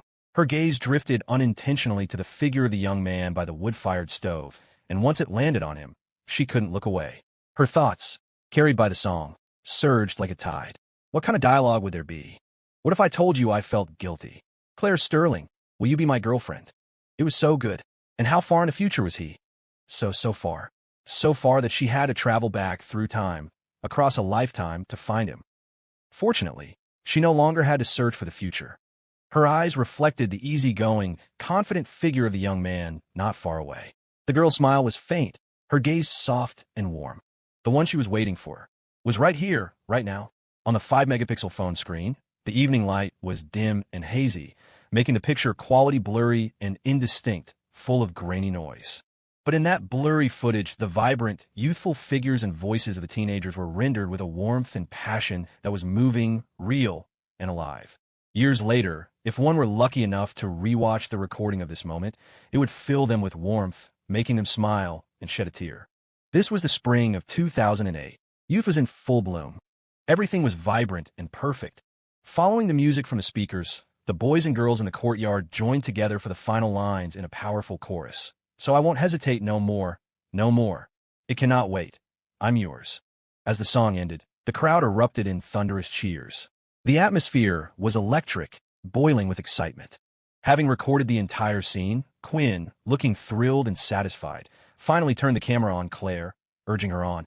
"Claire, say something to the camera." Claire turned her head and looked off into the distance. There, by the wood-fired stove, the familiar, warm figure of the young man once again came into view. This time, as if sensing her gaze, the busy cook instinctively turned to look back at her. Their eyes met across the crowd and the lingering song, as if crossing a tumultuous sea of worldly existence to connect in midair. Claire raised her hand and gave her boyfriend a little wave. He smiled and waved back, then pointed to his ear and made a helpless gesture, signaling that it was too far to hear her. Claire laughed.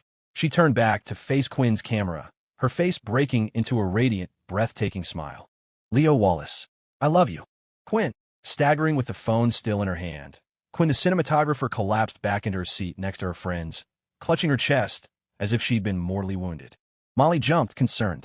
Quinn, what's wrong? Are you okay? Quinn clutched her heart, her voice faint. Critical damage. I just got hit point blank by the Singles Slaughterhouse PDA. Time passed. The aroma of food from the stove grew stronger, wafting through the courtyard. The students grew more restless, swallowing hard. Every so often, someone would wander over to the stove to check on the progress. Is it ready yet, guys? I'm starving. Can I have a taste? Just one bite. They were shooed away by the advisors like flies. Go on, get out of here. It's almost ready, go back and wait.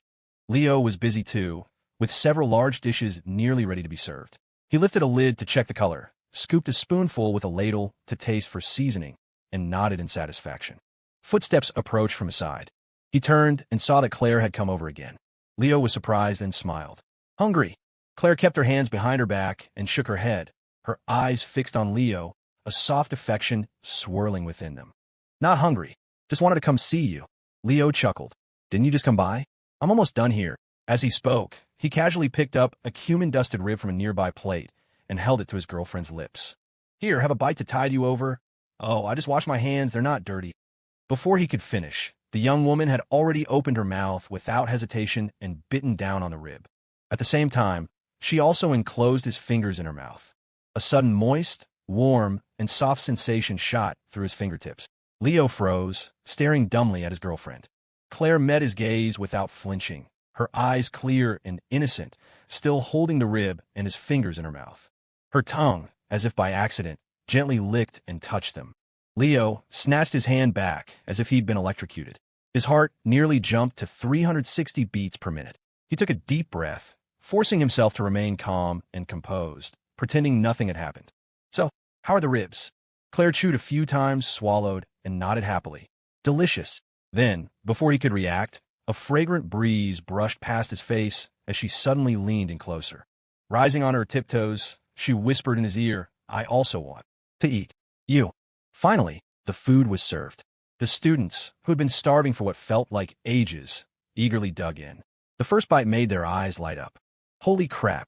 The ish so good. They mumbled with their mouths full, devouring the food like a pack of hungry ghosts. Everyone showered praise on the advisors and Leo for their cooking skills, laying on the compliments thick. The only minor critique was that the final dish Leo made, the braised eggplant, was a little too salty. The crew from room 205 and 520 tried it and found it strange as well.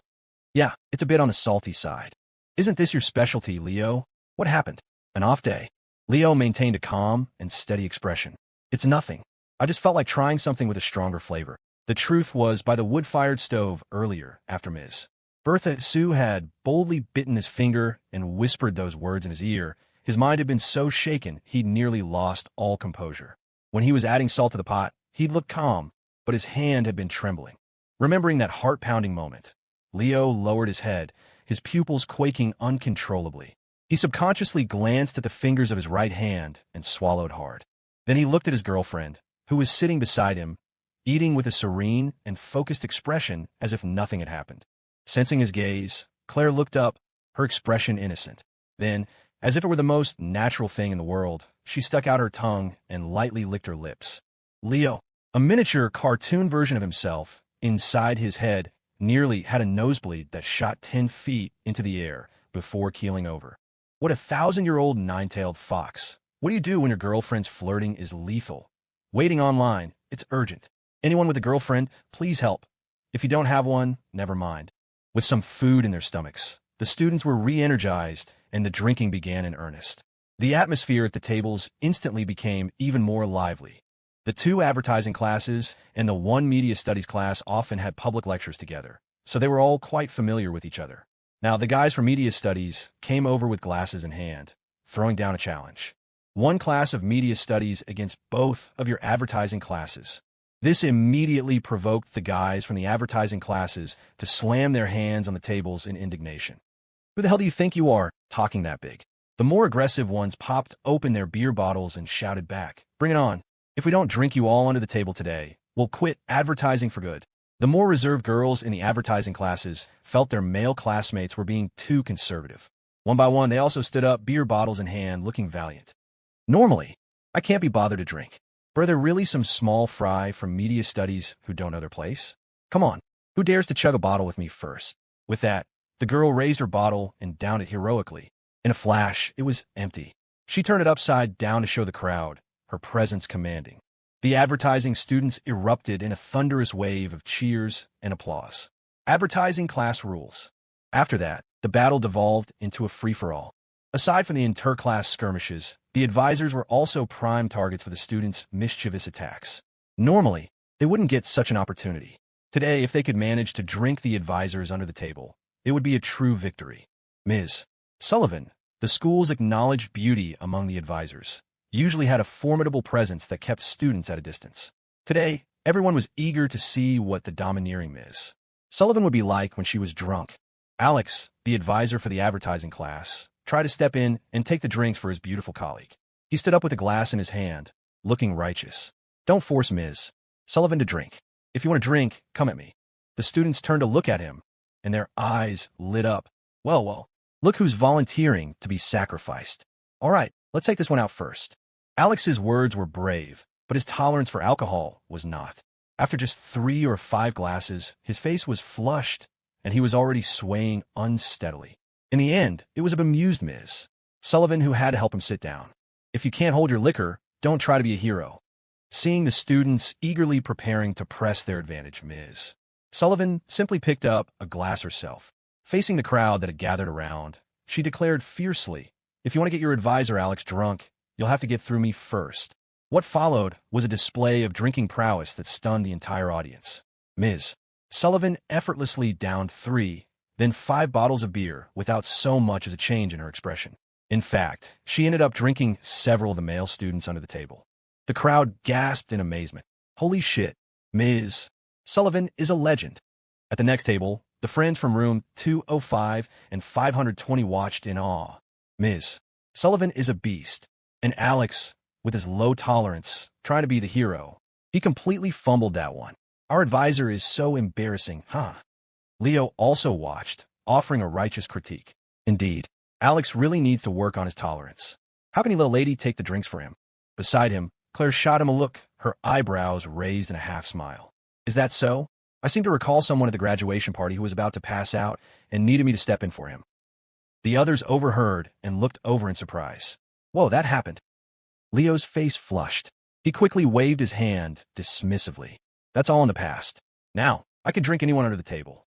I could take on 10 of you at once." The boast had barely left his lips when at least a dozen students from the neighboring advertising and media studies classes surrounded their table, glasses in hand. They stared at Leo, their eyes glowing like a pack of wolves. "Take on 10, you say? What a coincidence. There's about 10 of us.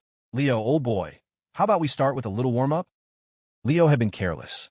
He had never imagined that, aside from the advisors, he, the campus queen's boyfriend, would also be the primary target for everyone. But the challenge had been issued. With a grim determination, he nodded and raised his glass. "Let's do it. Cheers." And once it started, there was no stopping it. Seeing a battle break out, students from other tables lined up with their glasses to join in, each one specifically calling out Leo for a toast. On the surface, they were all saying gracious things like, "Thanks for cooking today, Leo." But their true intentions were malicious. "Normally, we just chant screw Northwood High, but today we'll start by taking down its representative." Before long, Lily Lou also came over with a glass. But seeing Leo drowning in a sea of challengers, she couldn't help but chuckle. She turned to Claire beside her.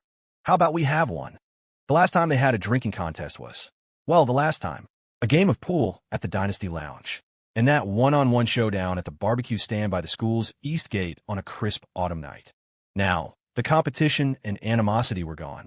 The outcome had long been decided. Claire smiled faintly and raised her glass, clinking it against Lily's. Cheers. She actually admired the it girl of the humanities department. She appreciated her straightforward and frank personality. Beneath her gentle exterior was a stubborn persistence that refused to admit defeat. After all, not many people would have the guts to try and steal my man. Even in defeat, she lost with honor. The two women drank, downing their glasses in one go before standing side by side. Looking at the poor soul being bombarded with toasts not far away, they both couldn't help but laugh. Lily tilted her head slightly toward Claire, her tone sincere and filled with emotion. I still remember what you said to me in that karaoke room. At the time, I just thought you were bluffing. 100 couples, 1,000 couples, 1,000,000 words of love. Who could really be willing to entrust their life and death to someone else? I never thought you'd actually teach me a lesson with your actions. Claire raised an eyebrow. You flatter me. Lily looked at Claire, hesitated for a moment, then asked again, at that moment, weren't you afraid? The question made Claire pause. A faint smile touched her lips. Of course I was afraid. As she spoke, she looked up at her boyfriend, still being besieged with toasts. Countless memories flashed through her mind, causing her to momentarily lose focus. But I was more afraid of losing him again. After 3 rounds of drinks, the atmosphere in the courtyard was reaching its peak. Someone turned the sound system back on and started singing karaoke. The others, re-energized, all rushed to volunteer whether they could sing or not, eager to grab the microphone and belt out a few lines. After all, it's a universal truth. The third best singer in the world is the original artist. The first and second best are yourself in the shower and yourself after a few drinks. After several students had taken their turns, they were still hungry for more. Someone started egging on the advisors, shouting for them to sing a couple of songs. The students from advertising class 1 saw their chance to set up their advisor, Alex. Marco bellowed with all his might, let's get Alex and Ms. Sullivan up there. The crowd erupted in cheers and whistles, and Alex and Ms. Sullivan were pushed onto the makeshift stage. The student managing the music selection astutely chose a male-female duet, Lucky by Jason Mraz and Colby Calais. The melody began to play softly. Ms. Sullivan started with the female part, her voice sweet and pleasant, earning a round of applause. In contrast, Alex stood nervously beside her, his voice tight and trembling when his part came. When it was time for the chorus, the students started chanting again. Hold hands! Hold hands! Alex, flustered and embarrassed, frantically waved at the students below, trying to get them to stop. Ms. Sullivan, slightly buzzed from the drinks, was much more composed. She turned to Alex and chided him. What's a grown man like you so shy about? I'm not scared. What are you afraid of? With that, she boldly threw an arm around his neck and flashed a cool thumbs up at the crowd. That one sudden, intimate gesture sent the students below into a frenzy of screams and whistles. Alex, however, was so flustered his singing went completely off-key, which only made the crowd roar with laughter. After the 2 advisors finished their song to thunderous applause, the students started clamoring again, this time for the famous Northwood High Singles Slaughterhouse CP to perform. The suggestion was met with near-unanimous approval. Singles Slaughterhouse CP, let's go. Sing One Headlight. At last year's Freshman Welcome Gala, Leo's second guitar performance, where Claire had walked through the crowd with a bouquet of flowers to join him on stage, had left a profound impression on nearly everyone in the humanities department. The chants grew louder, like a rising tide. Leo, Leo, Campus Queen, Campus Queen. Even a certain parrot, who had just had a few sips of beer, was now drunkenly worked up. It flapped its wings, flying around erratically in the air, squawking excitedly, its voice even louder than the cheering students. Woo! Do it! Woo! Do it! The enthusiasm was overwhelming. Leo, for his part, didn't refuse. He stood up gracefully. Already a bit drunk from the earlier rounds of toasts, he turned to his girlfriend, took her hand in front of everyone, and confidently walked to the center of the courtyard. Claire was slightly surprised by her boyfriend's bold, public gesture, but then she saw his flushed cheeks and couldn't help but smile. You silly boy. A little alcohol, and you get so brave. It's rare to see you this tipsy. It's actually kind of cute. They brought over a couple of small stools and sat in the middle of the open space. A student quickly fetched a guitar from the farmhouse and handed it to Leo. Sitting beside his girlfriend, Leo held the guitar and bowed his head slightly to tune it. The crowd quieted down, and the students on the sidelines held their breath, their faces full of anticipation. The next second, Leo took a deep breath and strummed the strings. Crash! He'd used too much force and, not paying attention, fumbled the guitar, sending it clattering to the ground. Everyone. Claire didn't know whether to laugh or be angry. She gave him a light slap. Are you going to be okay? Leo himself was embarrassed. My hand slipped. My hand slipped. Let's try that again. He shook his slightly dizzy head, picked up the guitar, and held it again. Taking another deep breath, he strummed the strings. The familiar intro to One Headlight flowed from the guitar, filling the night air. So I'm down to one headlight, but I'm seeing you just fine. He sang the first line, effortlessly pulling everyone into the song's cool, determined mood. Claire smiled, raised the microphone to her lips, and smoothly came in with the second line. I'm just trying to get you in to this home of mine. The same song, sung again 6 months later, but in a different setting with a different state of mind. Half a year had quietly passed. They had walked hand in hand through intoxicating autumn nights and stood before an old stone chapel as snow fell like silent meditation. They had faced heart-pounding danger side by side and shared a kiss under a sky full of brilliant New Year's fireworks at the stroke of midnight. This place is haunted, and I'm feeling stoned. The wallflowers are budding, and I'm seeing you at home. Come on, try a little. Nothing is forever. There's got to be something better than in the middle. The melody flowed and swirled, echoing in the small courtyard under the night sky.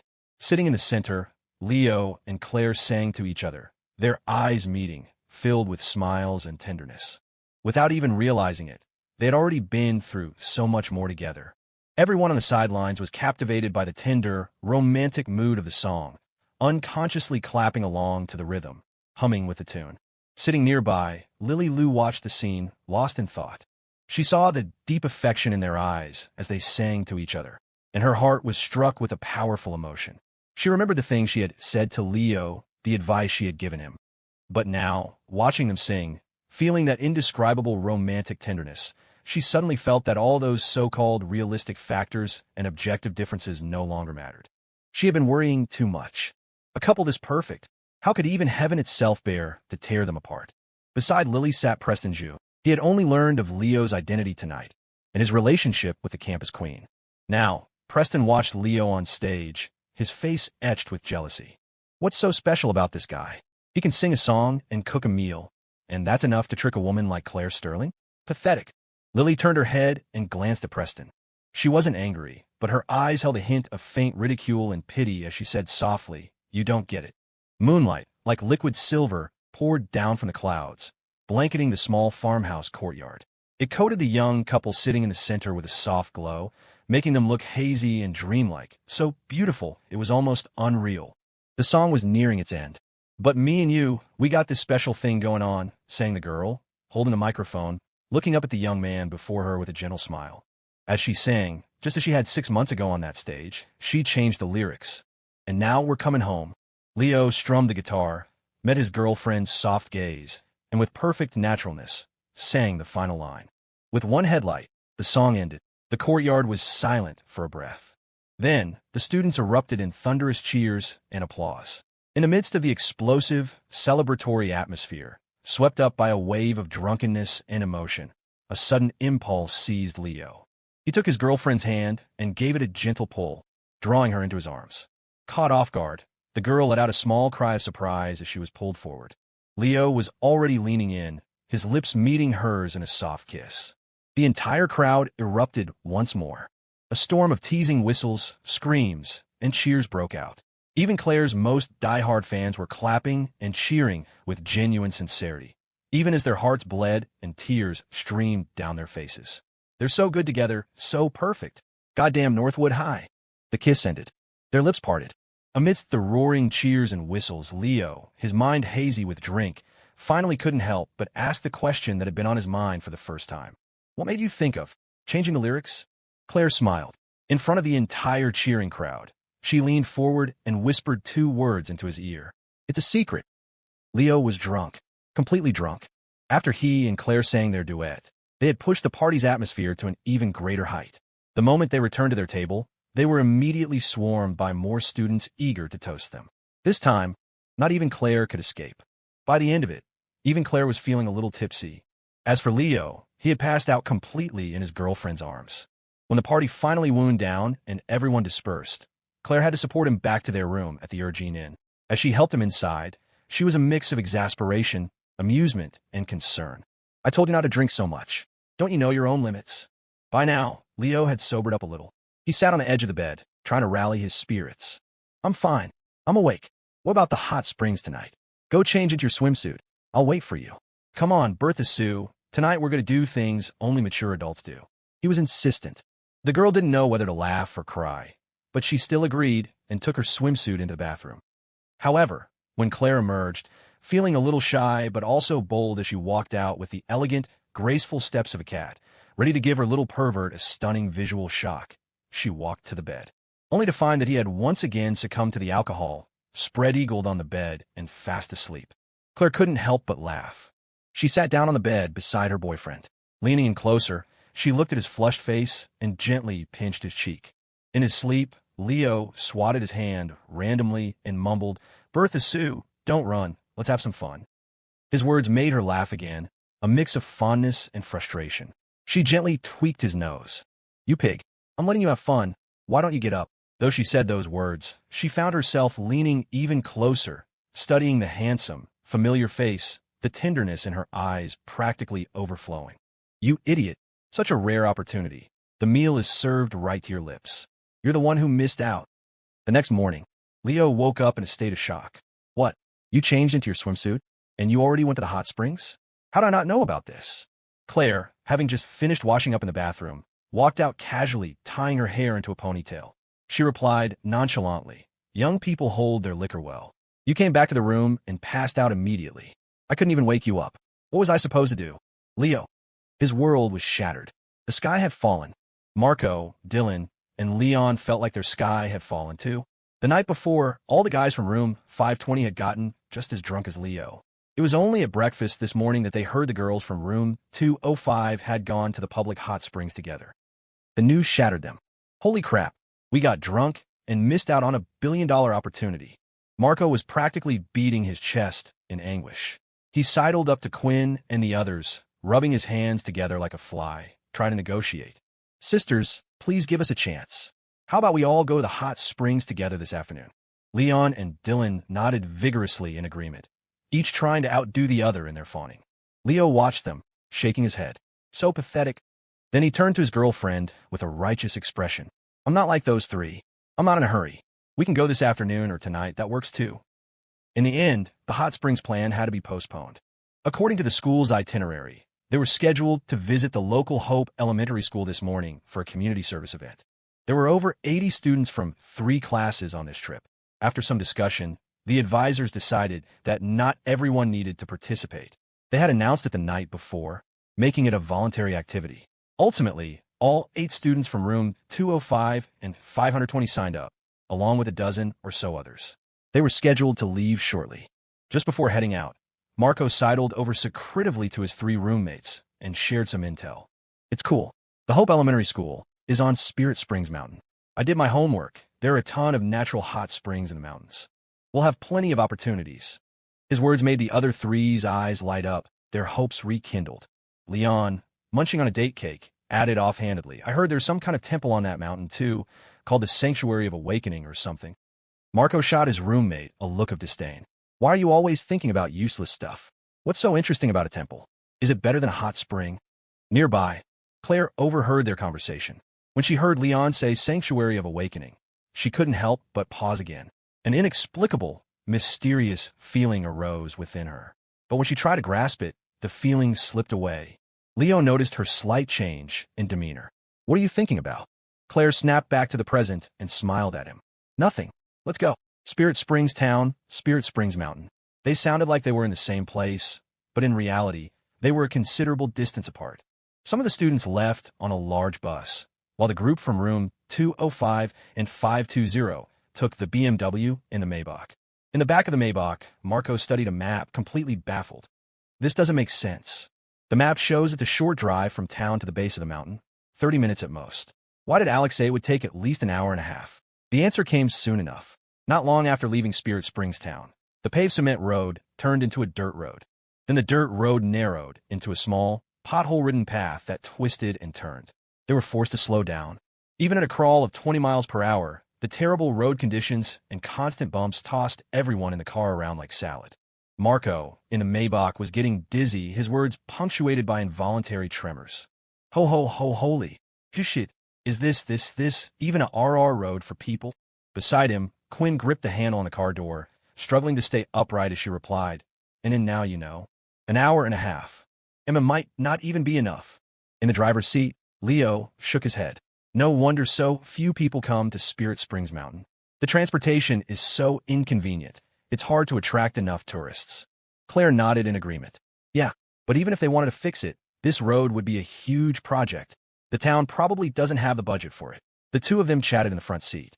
In the back, Marco and Quinn were stunned. Holy crap. How come you two aren't SDSD stuttering? Are you the main characters of a novel or something? WW with your own personal halos. The closer they got to Spirit Springs Mountain, the worse the road became. The BMW, the Maybach, and the bus in front of them were moving at a snail's pace. Even Reasonable, the parrot, who had been in the BMW, found it too slow and flew out the window for some fresh air. It zipped forward then zipped back. Finally, it flapped its wings a couple of times and landed gracefully on the Maybach's hood ornament, letting out two powerful squawks. Giddy up, giddy up. The Maybach #. The parrot had a grand time flying around outside, but it didn't last long. Soon, it flew back into the Maybach, looking dejected, and landed meekly on its owner's lap. Damn, too damp. Marco gloated. Serves you right for showing off. Worn out now, aren't you? Leo glanced at the droopy parrot on his girlfriend's shoulder and chuckled. As we get closer to the mountains, the humidity increases.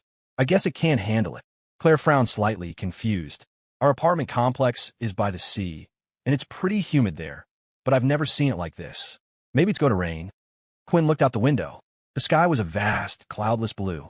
I don't think so, it doesn't look like it. Marco scoffed. This dumb parrot isn't a dragonfly. How could it predict the weather? With that one sentence, he managed to offend the great parrot. Reasonable was not pleased. It whipped its head around, glared at Marco, then turned to Quinn to righteously snitch. He stole your crops. This morning. Quinn paused. She remembered that she hadn't had a chance to check her garden grab game since leaving this morning. She pulled out her phone. One glance was all it took. Her expression darkened instantly. Marco. Shaw. Marco's face paled. QQ Quinn, let me explain. The next second, Quinn lunged at him, claws out. Explain my ass. You crop thief, prepare to die. The sound of Marco's screams echoed from the back of the Maybach. You stupid bird. I'm not done with you. Quinn, have mercy. Thankfully, they had left early that morning. Still, the journey took a full hour and a half. By the time they reached the base of Spirit Springs Mountain, it was almost 9:30. The bus in front had already pulled over and shut off its engine. Leo and the others parked their cars in a clearing and got out. The other students were also getting off the bus, their faces pale. They had clearly been shaken up by the ride, and some even ran to the side of the road to throw up. One student went up to Alex. Are we at the Hope Elementary School yet, Alex? Alex waved his hands. We're not even close. The school is on the mountain. The road up is too rough for these vehicles. We have to wait for people from the village to come down and get us. Before he could finish, a series of loud popping sounds, accompanied by a cloud of dust, came from up the mountain. Everyone looked up. A line of 5 or 6 diesel trikes came rumbling down the mountain path with surprising gusto. The driver of the lead trike was a man in his late 50s with tan skin and graying hair, but he looked incredibly energetic. He hopped off the trike and strode over, grabbing Alex's hand with his own large, rough hands and shaking it vigorously. You must be advisor Alex, right? I'm Zhao Jiafeng, the chief of Pending Village. I came especially to pick you and the college students up. It must have been a long journey for you all. Alex winced as Chief Zhao's powerful grip squeezed his hand. He finally managed to pull it free and responded with a polite smile. Not at all. We're the ones troubling you. Chief Zhao's eyes widened, and he waved his hand dismissively. Trouble my ass. You're college students. Just like our teacher's son, you're intellectuals, cultured people. It's an honor for us rough folks to be your drivers. He turned and yelled at the villagers on the other trikes. Isn't that right? The villagers nodded enthusiastically, their faces breaking into honest smiles. Chief Zhao looked pleased, then turned back, rubbing his calloused hands together in slight embarrassment. It's just, the road conditions up here aren't great. You'll have to ride in the trikes. I'm sorry for the inconvenience. The beautiful advisor, Ms. Sullivan, also came over and said with a smile, Chief, don't say that. We're already so grateful that you came to pick us up. The students from our university aren't coddled. This is nothing. The other students, hearing the conversation, chimed in. That's right. Don't worry about it, Chief. Riding a trike sounds like fun. Only Preston Zhu, standing off to the side, was grumbling under his breath. Shit, I have to ride up the mountain in this piece of junk? What kind of backwater place is this? He hadn't been interested in the Hope Elementary School at all.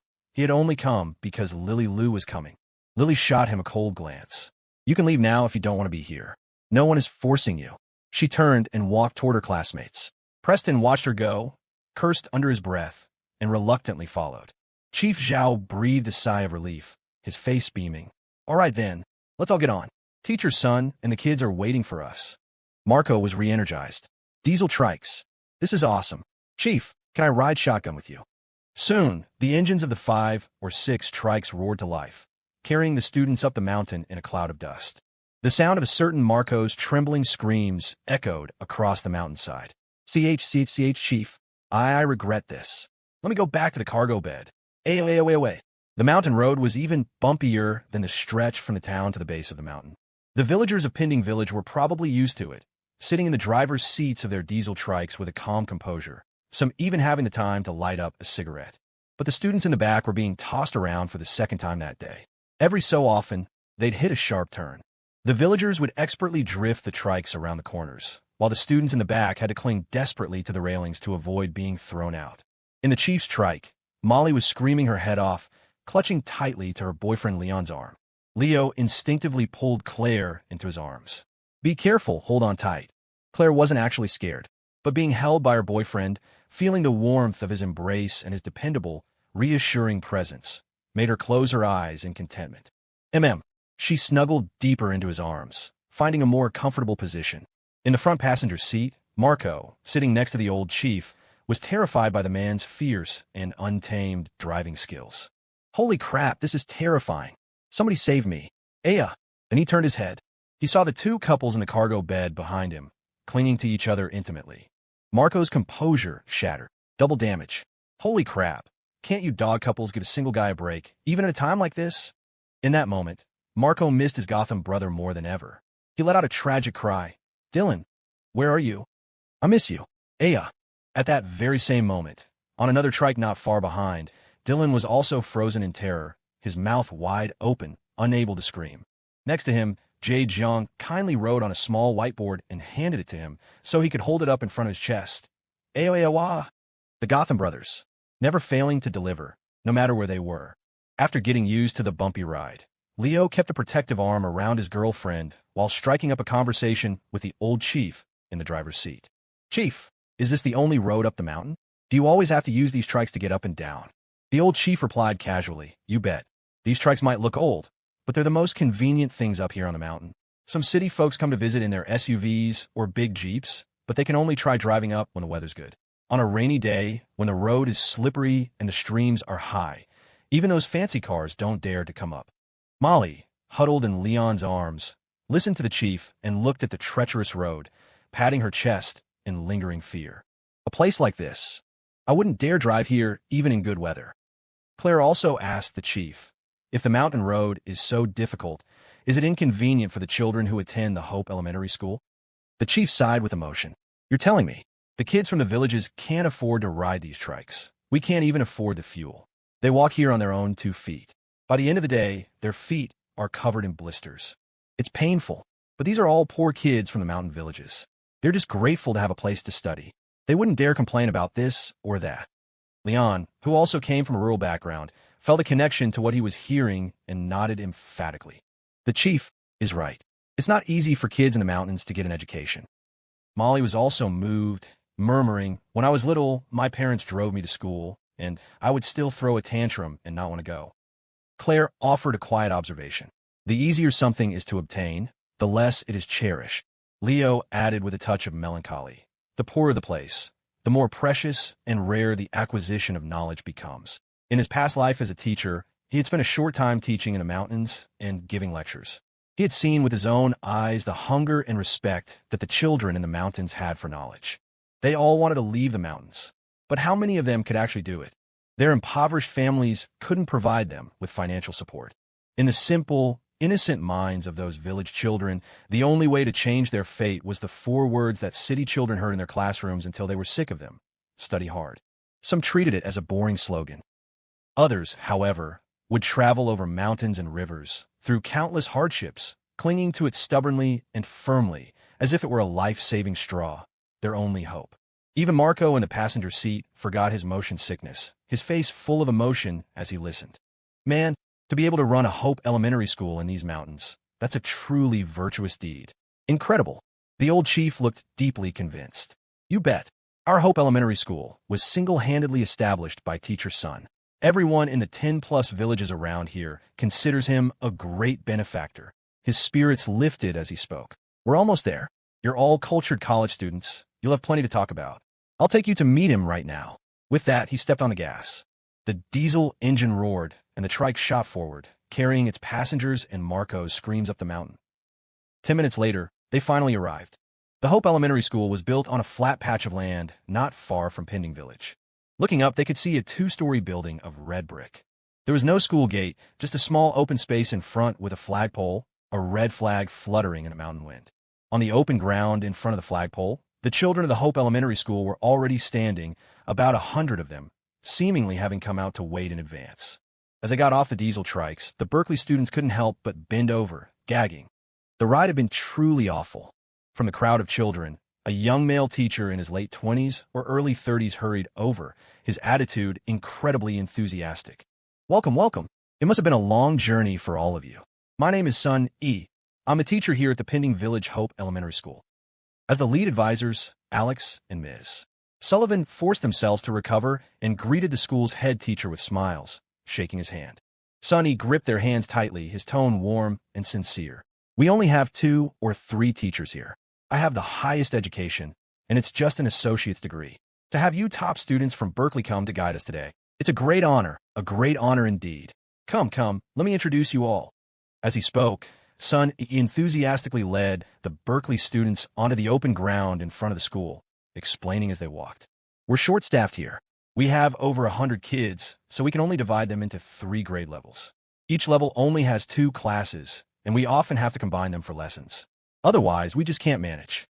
While Sun was making his introductions, the children on the ground by the flagpole were also staring wide-eyed at the sudden visitors. Their gazes were a little timid and filled with awe and curiosity. As the children of the Hope Elementary School timidly and surreptitiously sized up the visiting Berkeley students, the Berkeley students were also curiously observing them. The school in the mountains didn't have a uniform. It seemed that in honor of the visitors, the children had all worn their best and prettiest clothes. Even so, their outfits were visibly worn, though washed so many times they had faded to white, a clear effort to look clean and tidy. Among the group were children who looked no older than 3 or 4, tiny figures with runny noses, clutching tightly to the hands of older children, too nervous to let go. Advisor Alex noticed this and quietly asked the teacher, Sun E, about it. Sun, he explained with a helpless smile, most of the children's parents have gone out to work in the cities. They're all left-behind children. When an older brother comes to school, he often brings his younger siblings along because there's no one at home to look after them. As they spoke, an older boy bent down and whispered something comforting to his little brother, then pulled a slightly grimy piece of candy from his pocket and, with some reluctance, handed it over. The little brother eagerly popped the candy into his mouth, his face immediately breaking into a wide, happy grin. The sight of this simple, tender moment melted the hearts of the female Berkeley students. They felt a pang of both affection and pity. So cute. The older brother is so responsible. The male students fumbled in their pockets, trying to find some snacks of their own, but came up empty-handed. Damn it, I bought some in town. Why did I forget to bring them today? Is it too late to go back and get them? At a time like this, the date cake guy stepped up. Leon reached into his pocket and, with a casual flourish, opened his large hand to reveal a pile of small date cakes. He walked straight over to the children and started sharing them without a second thought. Here, try these. They're sweet and delicious. The sudden approach of the big man startled the children. They instinctively took a few steps back, looking to their teacher for help. Sonny smiled and waved his hand. The big brother brought you gifts. It's okay to take them. Just say thank you. Hearing their teacher's permission, the children's faces lit up with excitement. They eagerly accepted the date cakes and then, one by one, politely said, "Thank you, big brother." They carefully tore open the plastic wrappers and tentatively popped the cakes into their mouths. Instantly, their eyes widened, and cries of surprise and delight rippled through the group. "It's delicious. It's as sweet as candy." When they looked at Leon again, their faces were filled with gratitude and adoration for the magical Big Brother who had produced a pile of tasty treats. "Thank you, Big Brother." This time, their voices were more synchronized and much more heartfelt. Leon was so happy he couldn't stop grinning. This was the date cake guy's finest hour. The other Berkeley students looked on with envy. Marco, also envious, subconsciously checked his pockets again and found a small bag of cookies. He looked at it. Handmade by Ms. Bertha Sue. Marco, with a heavy heart, he shoved the cookies back into his pocket. He looked up and saw a child staring at him with hopeful eyes.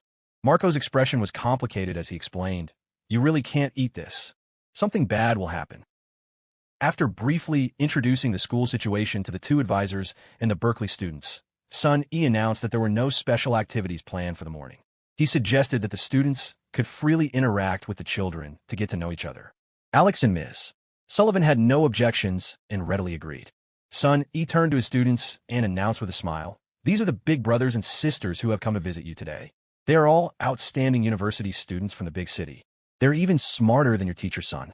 For the rest of the morning, you can find a big brother or sister you like and play with them, show them around the school, or if you have any questions about your studies, you can ask them for help." The children were already curious about the newcomers. Moreover, they trusted and obeyed teacher Son implicitly. At his command, the children immediately broke formation and eagerly surrounded the Berkeley students. Leon, who had just handed out a pile of date cakes, was naturally the most popular. A dozen children immediately gathered around him. The beautiful girls like Quinn, Molly, and Lily Lou also attracted a lot of attention, especially from the little girls who chattered around the pretty older sisters, eagerly introducing themselves. Marco, who prided himself on his rapport with children, saw them coming and opened his arms with a flourish. "Come on, kids, I'll play with you." But one by one, the children walked right past him, and not a single one stayed. Marco was stunned. What the hell? Am I really this unpopular? Feeling a little hurt, he turned to find his Gotham brother, Dylan, for some mutual consolation. But when he looked over, he was shocked to see that even Dylan was surrounded by a circle of children. The ever-nervous Dylan was still at a loss for words, making random hand gestures. But this only seemed to impress the group of boys even more. They looked at him with admiration. "Big brother, are you a legendary ninja? I want to join the Hidden Leaf Village too." Over with Leo and Claire, even more children had gathered. One by one, they stared longingly at the parrot perched on Claire's shoulder. It was obvious they all wanted to pet the beautiful bird, but they had never seen a sister as beautiful as a fairy before. Intimidated by Claire's cool, stunning aura, they were too shy to approach. Being surrounded and stared at by so many children made Claire a little nervous, too.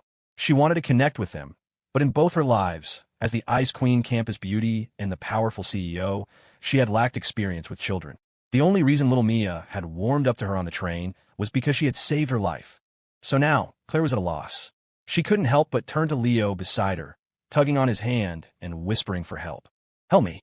Seeing his girlfriend in such a rare state of predicament made Leo smile. He squeezed her hand reassuringly, then turned to the children and waved with a friendly grin. "That's a parrot. If you like it, you can ask the big sister if she'll let you pet it." A stir went through the group of children. Finally, a boy of about 11 or 12 mustered his courage and looked at Claire. "Big sister, can I pet the parrot?" His question opened the floodgates, and the other children eagerly raised their hands. "Big sister, I want to pet it too." "Me too." Reasonable, perched on his owner's shoulder, looked down with arrogant disdain and flapped its wings. "In your dreams. In your dreams." The great and mighty parrot was not to be touched by mere human brats. There is no way its noble and magnificent owner would ever agree to such a thing. The next second, his noble owner unthinkingly snatched the parrot from her shoulder and handed it over. "You can. Pet it all you want. Just leave him breathing." Reasonable. By sacrificing a mere parrot, an insignificant price to pay Ms. Bertha Sue successfully broke the ice and bonded with the children. As for someone like Leo, it was a given. His warm and friendly demeanor naturally drew children to him. Besides, in his past life, he had taught in the mountains and knew how to interact with the local kids. Stories flowed from him effortlessly, and he could even perform a couple of simple magic tricks. Though his skills were amateurish, it was enough to elicit gasps of amazement from the children, who now looked at him with fervent admiration. His popularity was second only to Dylan, who had just been appointed the new Hokage next door. As for Claire, a large group of children had been drawn to her from the very beginning. But compared to the other girls like Lily Lou, Molly, and Quinn, her beauty was too striking, too stunning, like a fairy. Combined with her cool aura, it made people subconsciously timid and reluctant to approach. But with the parrot as an icebreaker, a large crowd of children now surrounded the fairy-like older sister, unwilling to leave. They widened their eyes, looking her up and down with wonder and envy, and mustered the courage to ask questions. "Big sister, are you a fairy?" Claire laughed. "I'm just a normal person, just like you." The boy who asked shook his head vigorously. "No, you're not.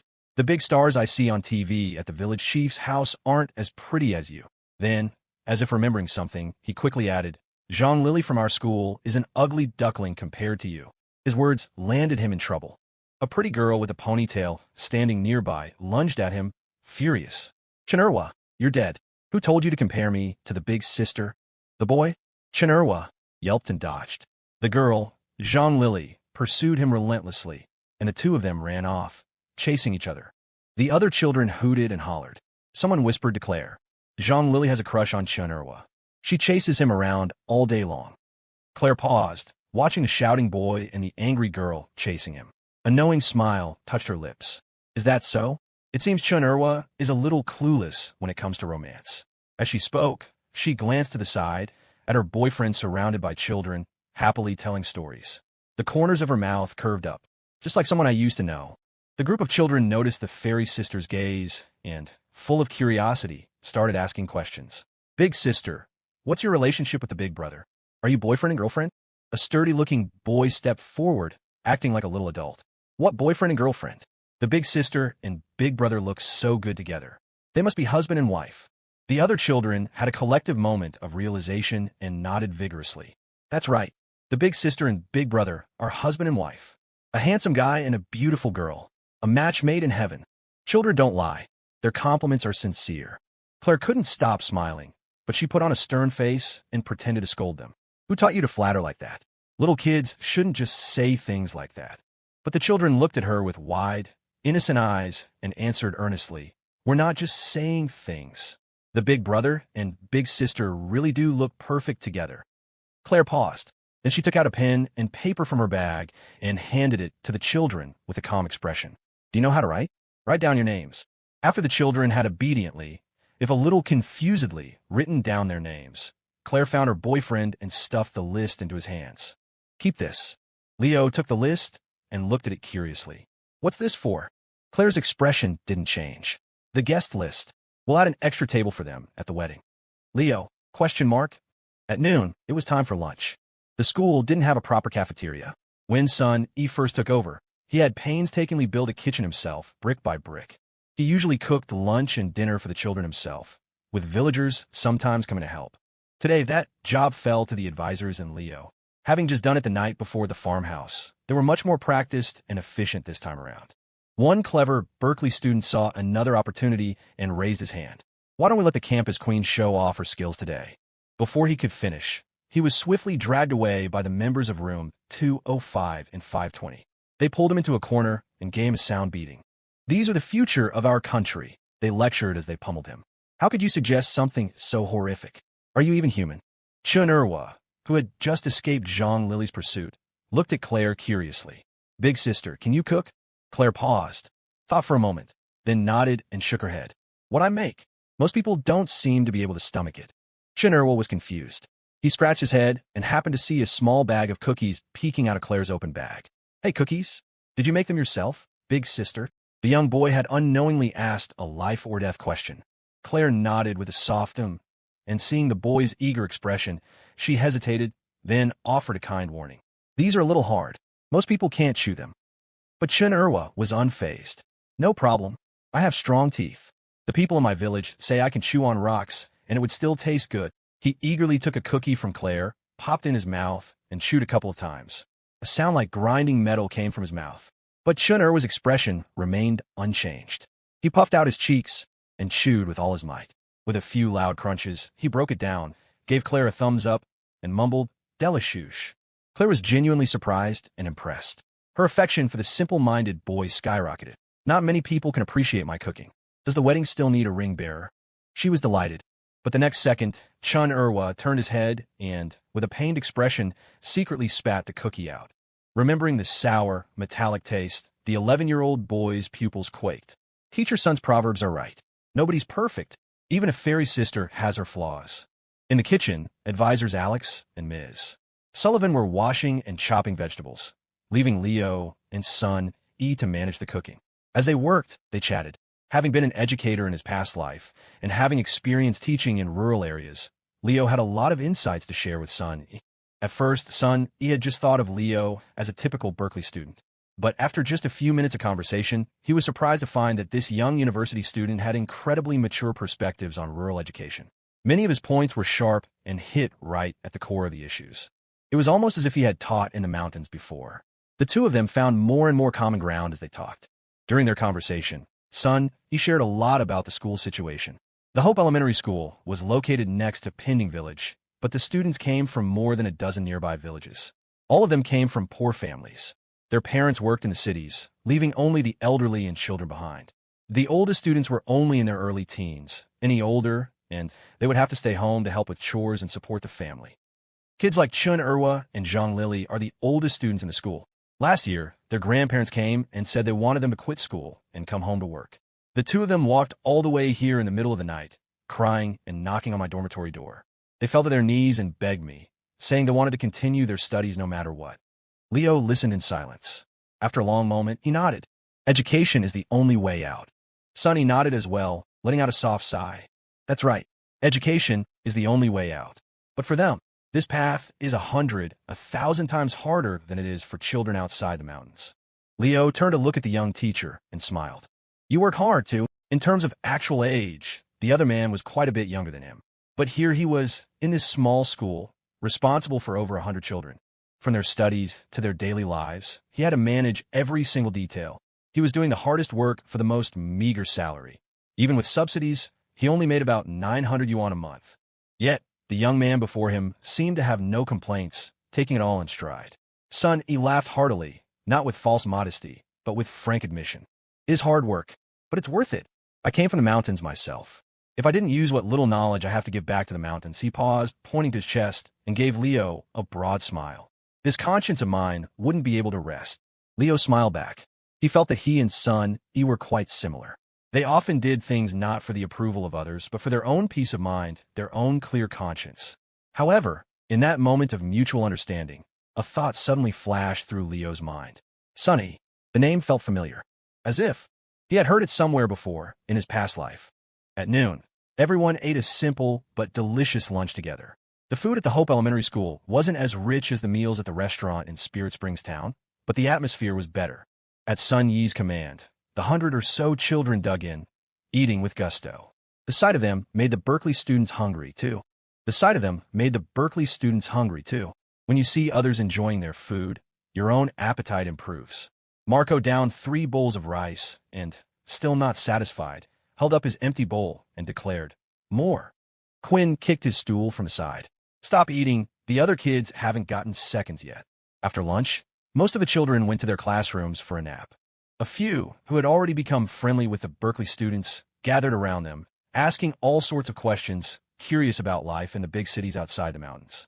A few little boys even surrounded Dylan, eagerly asking to become his disciples and learn the ways of a ninja. Some little girls sat obediently beside Molly, waiting for the cute older sister to read them a story from a romance novel. Molly cleared her throat and began. The cold and aloof female CO grabbed her delicate little husband by his slender neck and kissed his thin lips fiercely. Before she could finish the first sentence, the book was snatched from her hands by Jade. "This is beyond their grade level. Pick another one." Marco spotted a few little boys squatting on the steps, fiddling with a handheld game console. He jumped up with a laugh. "Caught you. Playing video games, are we? Fess up. Did you steal your allowance to buy it? I used to do that too when I was a kid." The next second, the boys held up the empty plastic shell of the console and looked at him with clear eyes. "We found the shell in the trash pile." "Big brother, have you ever played a real video game? Are they expensive? I collected trash during winter break and saved up 15 yuan. How much more do I need to buy one?" Marco was speechless. He turned away, his pupils quaking violently. "Oh my God, I'm a terrible person. Leo and Claire witnessed all of this. Leo smiled. Everyone seems to be getting along well with the kids. Claire nodded, then shook her head, her voice soft. The children here have it tough. From her conversations with some of them, she had also learned about their individual stories. Leo sighed. They do. Coming here and seeing this. It weighs on you. Claire nodded and looked at her boyfriend. I want to do something for them. Coming from anyone else, that might have meant buying some textbooks and snacks. A small, well-intentioned gesture. But coming from the daughter of the Sterling family, the words carried a different weight entirely. Leo smiled. There's not much we can do, really. The most important, most precious things, this school and their teacher's son, have already been given to them. For the children in the mountains, the most important things were just two simple words: opportunity and hope. And this school, standing in the middle of Spirit Springs Mountain, was the very symbol of that hope. Claire understood and nodded in agreement. But as her gaze swept over the dilapidated school building, a thoughtful expression crossed her face. Perhaps, at the very least, we could help them renovate the school. Leo followed her gaze to the two-story building and nodded unconsciously. Yeah, it is a bit rundown. Other things don't matter as much, but the children's safety is important. However, as those words left his mouth, Leo himself suddenly froze. It was as if something had flashed in his mind, but he couldn't quite grasp it. And he wasn't the only one. Hearing his words, Claire also paused for a moment. In that instant, she too had an inexplicable, indescribable feeling. They instinctively looked at each other. What are you thinking? Claire asked. Leo hesitated, then shook his head. I can't put my finger on it. What about you? Claire frowned slightly, as if trying to remember. Then she also shook her head. Me too. I feel like I thought of something, but I can't remember what it was. Everyone, at some point, experiences a sense of déjà vu when faced with an unfamiliar situation or scene. It's the feeling that you've seen it all, experienced it all before, at some other time, in some other place. For a moment, Leo and Claire each tried to chase that fleeting feeling, to pin down the source of the uncanny familiarity, but came up with nothing. They let it go, pushing the strange sensation to the back of their minds. It was still early. While the others were taking a lunch break, the young couple held hands and wandered through the small school grounds. They walked side by side up the stairs to the second floor and stepped into a classroom. The room was simple, almost dilapidated. The walls were a faint yellow. The blackboard was streaked with the white ghosts of old chalk marks. The desks and chairs were worn, and the ceiling fan looked like it might wobble free at any moment. Above the bulletin board at the back of the room, a red banner proclaimed in faded letters, "Study hard and improve every day." Time seemed to have frozen here, sometime back in the 80s. Yet, the place held a strange power, a quiet magic that inexplicably settled the soul. Leo instinctively walked to the back left corner of the room, to the seat by the window. He pulled out the chair and sat down. He settled in for a moment, then smiled. This feels a lot like high school. I usually sat right here, he said. Perfect spot for slacking off and taking a nap. Claire crossed her arms, a playful look on her face as she tilted her head. You'd sleep even if you had a teacher as beautiful as me. Leo froze, then caught on, a grin spreading across his face. Oh, I see. So they were playing roles now, were they? He immediately played along, standing up with a serious, straight face. Teacher, you may be beautiful, but your class is incredibly boring. You can't blame me for falling asleep. Professor Bertha Sue glided elegantly toward the slacker student, Leo Hammer. She leaned in close, a half-smile playing on her lips. Oh, she purred. So, you're saying you've already mastered the material, Mr. Wallace? Leo didn't blush in the slightest as he launched into his boast. Of course, I'm a natural genius. I could ace any subject with my eyes closed. He paused, then added, Oh, by the way, teacher, what class is this again? A sly smile touched Professor Sue's lips. She leaned in even closer, her stunning face just inches from his, and whispered, Physiology. Leo's eyes widened. He recoiled. Holy shit, is this a scene that can even get past the censors? Isn't this a little too much? But as he leaned back, the girl's hand shot out, grabbing the collar of his shirt. With a tug, she pulled Leo Hammer right back, their faces once again a breath apart. Her smile was pure mischief. What's wrong, Mr. Wallace? Is this a subject you're not familiar with? Leo recovered, seeing the look of triumphant glee on his girlfriend's face. He raised an eyebrow. You're right, I'm not. How about you help me with some tutoring, Professor Sue? This time, it was Claire's turn to be stunned. A faint blush crept up her cheeks, and she tried to pull back. No tutoring for you. You're too dumb. It would be a waste of my time. But before she could retreat, he grabbed her hand and pulled her back, reversing their positions. Looking down at his girlfriend, Leo's lips curved into a matching smile. Giving up so easily? That's not a very professional attitude for a teacher, is it? They were face to face again, so close he could feel the warmth of her breath. The atmosphere in the old classroom shifted, growing thick and charged. The air itself seemed to warm. The girl's eyes softened, turning liquid and warm. She tilted her head up slightly. Leo smiled, understanding completely, and leaned down to kiss her. The classroom door creaked open. The couple froze. They turned their heads in perfect sync. Standing in the back doorway were Chun Erwa, Zhang Lily, and a few other 7- and 8-year-old kids, their mouths hanging open as they stared. The air solidified into a delicate, awkward silence. A little boy spoke up timidly. "Big brother, big sister, what you guys doing?" Leo's mind raced. Without missing a beat, he said, "We're in class." Then he added with righteous conviction, "Your big sister is teaching your big brother a lesson." The younger kids looked confused. Chun Erwa and Zhang Lily, a bit older, eyed the couple's intimate, face-to-face posture with skepticism. A lesson? Like this? Leo's mind continued to spin, but before he could come up with another excuse, his girlfriend beat him to it. Big brother wasn't paying attention in class, so big sister is disciplining him. Leo nodded furiously. Right. That's exactly it. Before he could finish, before he even knew what was happening, the girl's slender hands grabbed his arm. In a single, fluid motion that was almost second nature to her, she spun, dropped her shoulder, and sent him flying. The world tilted, and the next thing he knew, he'd been flipped over her shoulder and landed squarely on his ass on the dusty floor. Leo, ? Having executed a flawless shoulder throw, Claire dusted off her hands and looked nonchalantly at the stunned children in the doorway. "This is what happens when you don't pay attention in class," she announced. "Got it." Still dizzy from the fall, Leo staggered to his feet, nodding at the children with a straight face. "That's right. So you should all learn from my mistake.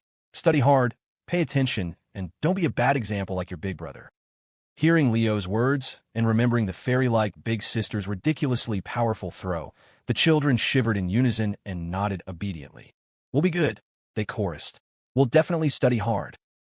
That afternoon, Sun Yi was scheduled to teach the older students. The younger children had physical activities. Molly Tang volunteered, happily leading them out to the dirt playground for a game of duck, goose. That left the middle grade class, which was supposed to have literature. The 2 other teachers from the school had taken the day off to go down the mountain. The Berkeley students looked at each other, none of them having any real teaching experience. Leo thought for a moment, then stepped forward. "I'll do it." The Berkeley students erupted in cheers. "Leo, you're the man. Time to see the master at work." Only Preston Zhu. Oh, right, Preston Zhu, standing next to Lily Liu, sneered at Leo, who was basking in the praise. "What a show-off," he muttered. "Teaching a class? What the hell does he know about teaching?" But when the class started, Leo stood at the podium, textbook in hand, and effortlessly brought the lesson to life. He plucked out key points, told engaging stories, and explained concepts in a way that made the children's eyes light up with understanding. When he asked questions, hands shot into the air, students eagerly competing to answer. The classroom buzzed with energy. The Berkeley students, sitting in the back to observe, were floored. "Holy shit, Leo's actually amazing at this." Lily Liu's eyes shone with admiration and a hint of envy. But the envy was directed at the girl sitting beside her. Claire was looking up at the front of the room, her gaze fixed on her boyfriend. He stood there, a gentle smile on his face, speaking with a calm, easy confidence. Sunlight streamed through the window, catching him in its glow, outlining his figure in a soft halo of light. He looked so poised, so warm and effortlessly charming. A wave of warmth and happiness washed over Claire, swelling with a pride so immense she wanted to shout it to the world. "See that? That's my boyfriend. Mine." Next chapter, Dusk Falls on the Sanctuary, a dream to rattle the soul. A title like that usually means something big is about to happen. After the class ended, Leo walked down from the podium and instinctively reached for a thermos that wasn't there. He caught himself and couldn't help but laugh. It was a habit from his past life as a teacher, a thermos of hot tea, taking a sip after lecturing for a while, maybe spitting out a stray tea leaf. The classic old-timer teacher move. It was practically coded into his DNA. Teaching this literature class today had, for a moment, made him feel like he was back in his old life, working at that tutoring center. Just then, the children swarmed around him, chattering excitedly. "Big brother Leo, you're such a good teacher." We were totally captivated. One of them held up a book. "Big brother Leo, what does the butterfly dream mean?" explaining that philosophical concept was tricky and certainly not something kids this age needed to get bogged down in. Leo glanced at the story in the book and gave a casual answer. It's about a guy named Zhuangzi who dreamed he was a butterfly. Then he wondered if maybe he was a butterfly dreaming it was him. He paused. Basically, the dude was just really out of it from napping too much. The moral of the story is that you should all study hard in class and not slack off like Zhuangzi. The children's faces lit up with understanding. They looked at Leo with pure adoration. Big brother Leo, you're so smart. You're even more cultured than Mr. Sun. Sun, who had just finished his class with the older students and walked over, heard that last line and almost choked with laughter. Oh, really? So you little brats have already moved on, have you? He joked. Come here and get it. The kids shrieked. Aw, mister. Sun's here, run, and scattered with gleeful laughter. The other Berkeley students now gathered around, giving Leo a thumbs up. You're a natural, Leo. You look like a total pro up there. The rural education program needs a talent like you. Why don't you just stay here, Leo? We can take care of Claire for you. Before the guy could finish, he was dragged away by Leo's roommates from room 520 for a thorough beatdown. You got some nerve, buddy. We could hear you plotting from a mile away. You think a mere mortal like you can lay a hand on the mighty Bertha? You're asking for it.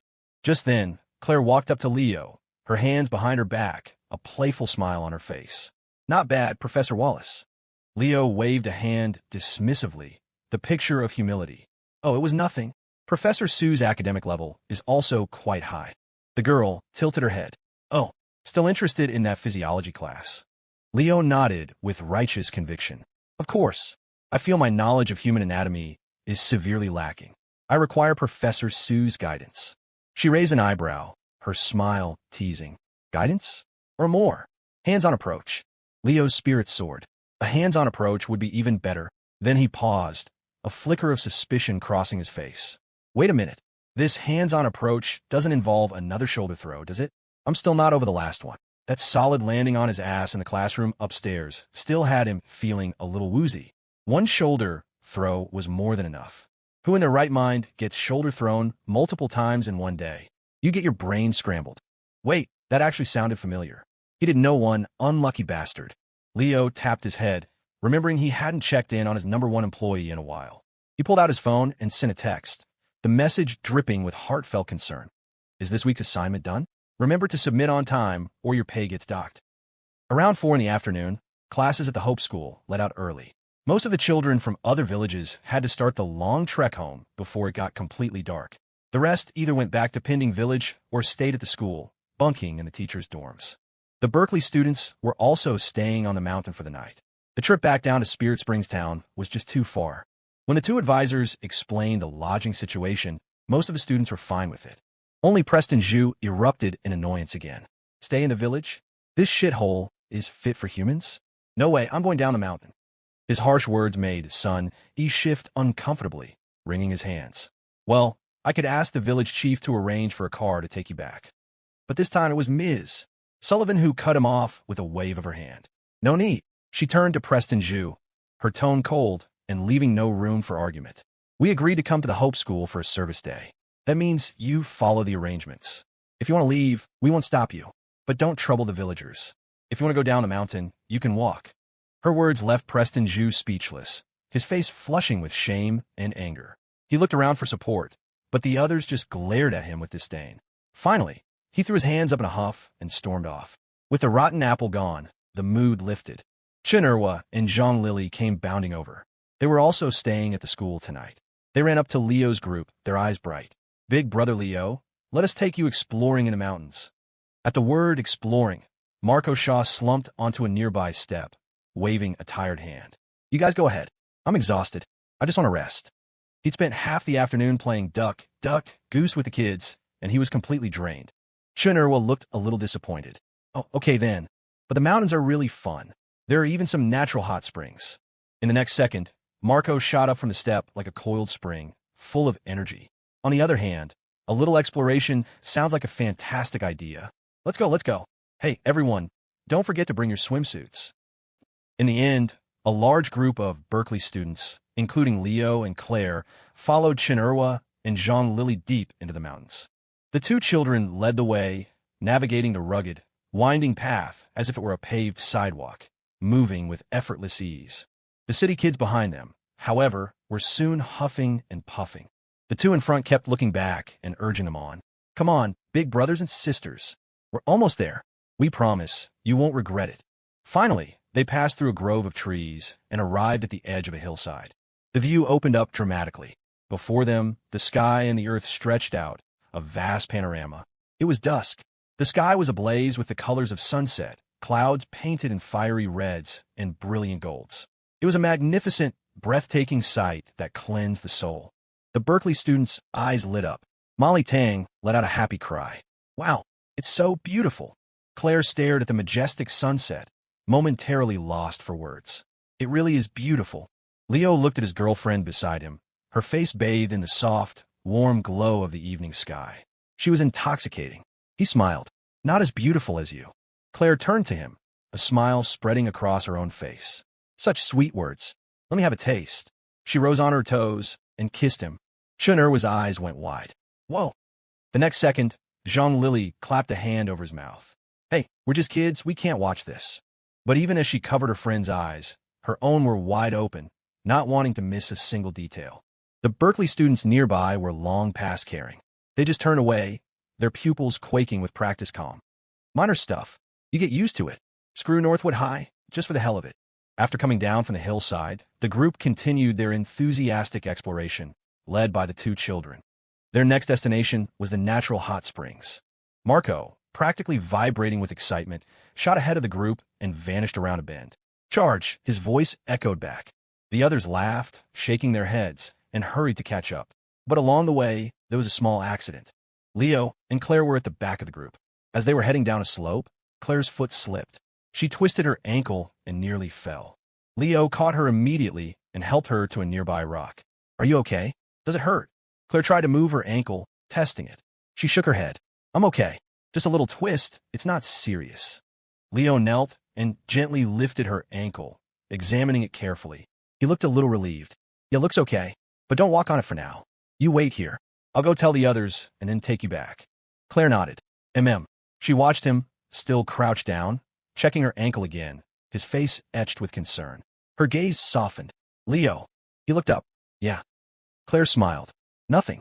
I just wanted to say your name. Leo smiled back and stood up. You wait for me. I'll be right back. He then jogged off, heading after the group. Claire sat on the rock, watching his back until he disappeared from view. Feeling a little bored, she glanced around. Her eyes fell on a small, overgrown path leading off from the main trail. At the end of it, obscured by weeds and fallen branches, she could just make out the faint silhouette of a building. Curiosity piqued. She carefully stood up from the rock and tested her ankle again. It still felt fine to walk on. She started down the quiet little path. The path was secluded and peaceful. She carefully pushed through the weeds and branches and came to the end. An ancient, dilapidated structure came into view. It was a sanctuary. As if drawn by something, Claire looked up at the main gate. On a decaying wooden plaque, 3 words were faintly visible. The Sanctuary of Awakening. A sense of recognition dawned on her. She thought for a moment, then stepped forward. Inside, the courtyard was in ruins, but it had a serene atmosphere. Every brick, every blade of grass seemed to hum with a subtle, mystical energy. Ahead, inside the main hall, stood 3 statues of Taoist deities. They were covered in a thick layer of dust, clearly neglected for a long time.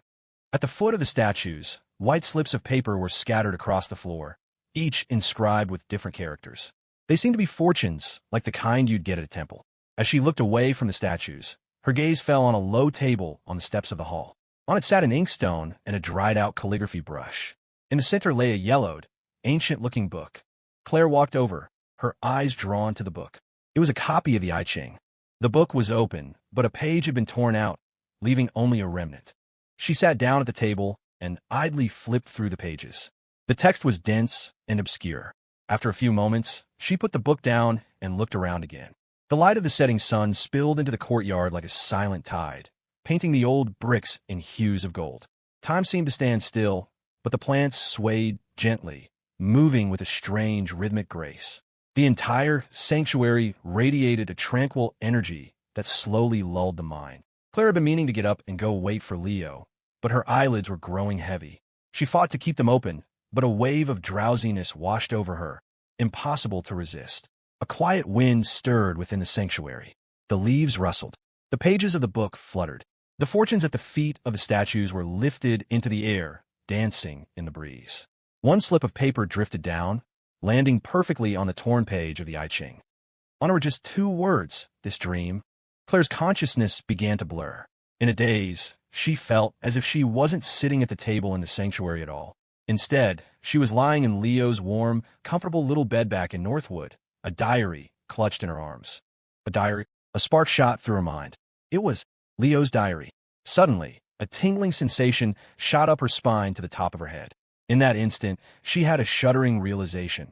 What she was feeling right now was the her from 16 years in the future, lying in Leo's bed in his family's home.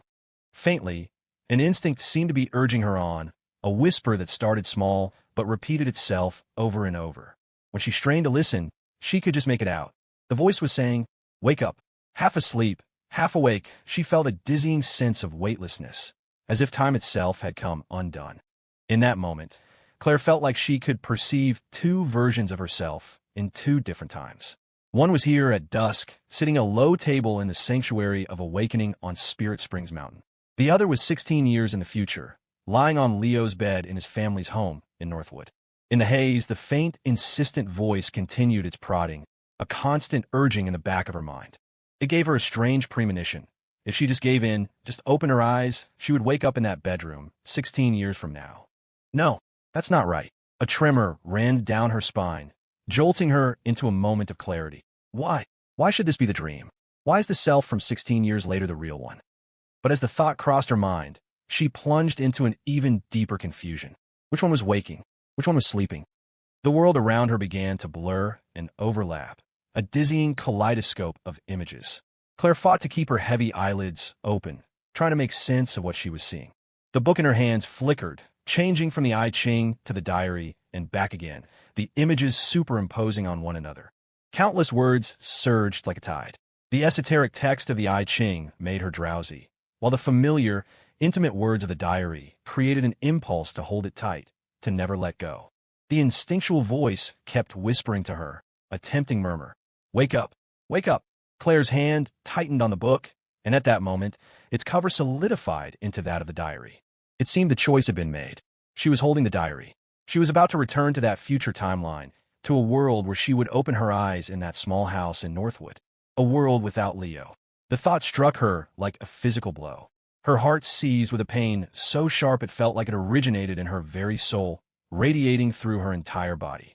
It hurt so much she gasped, her fingers instinctively releasing the diary.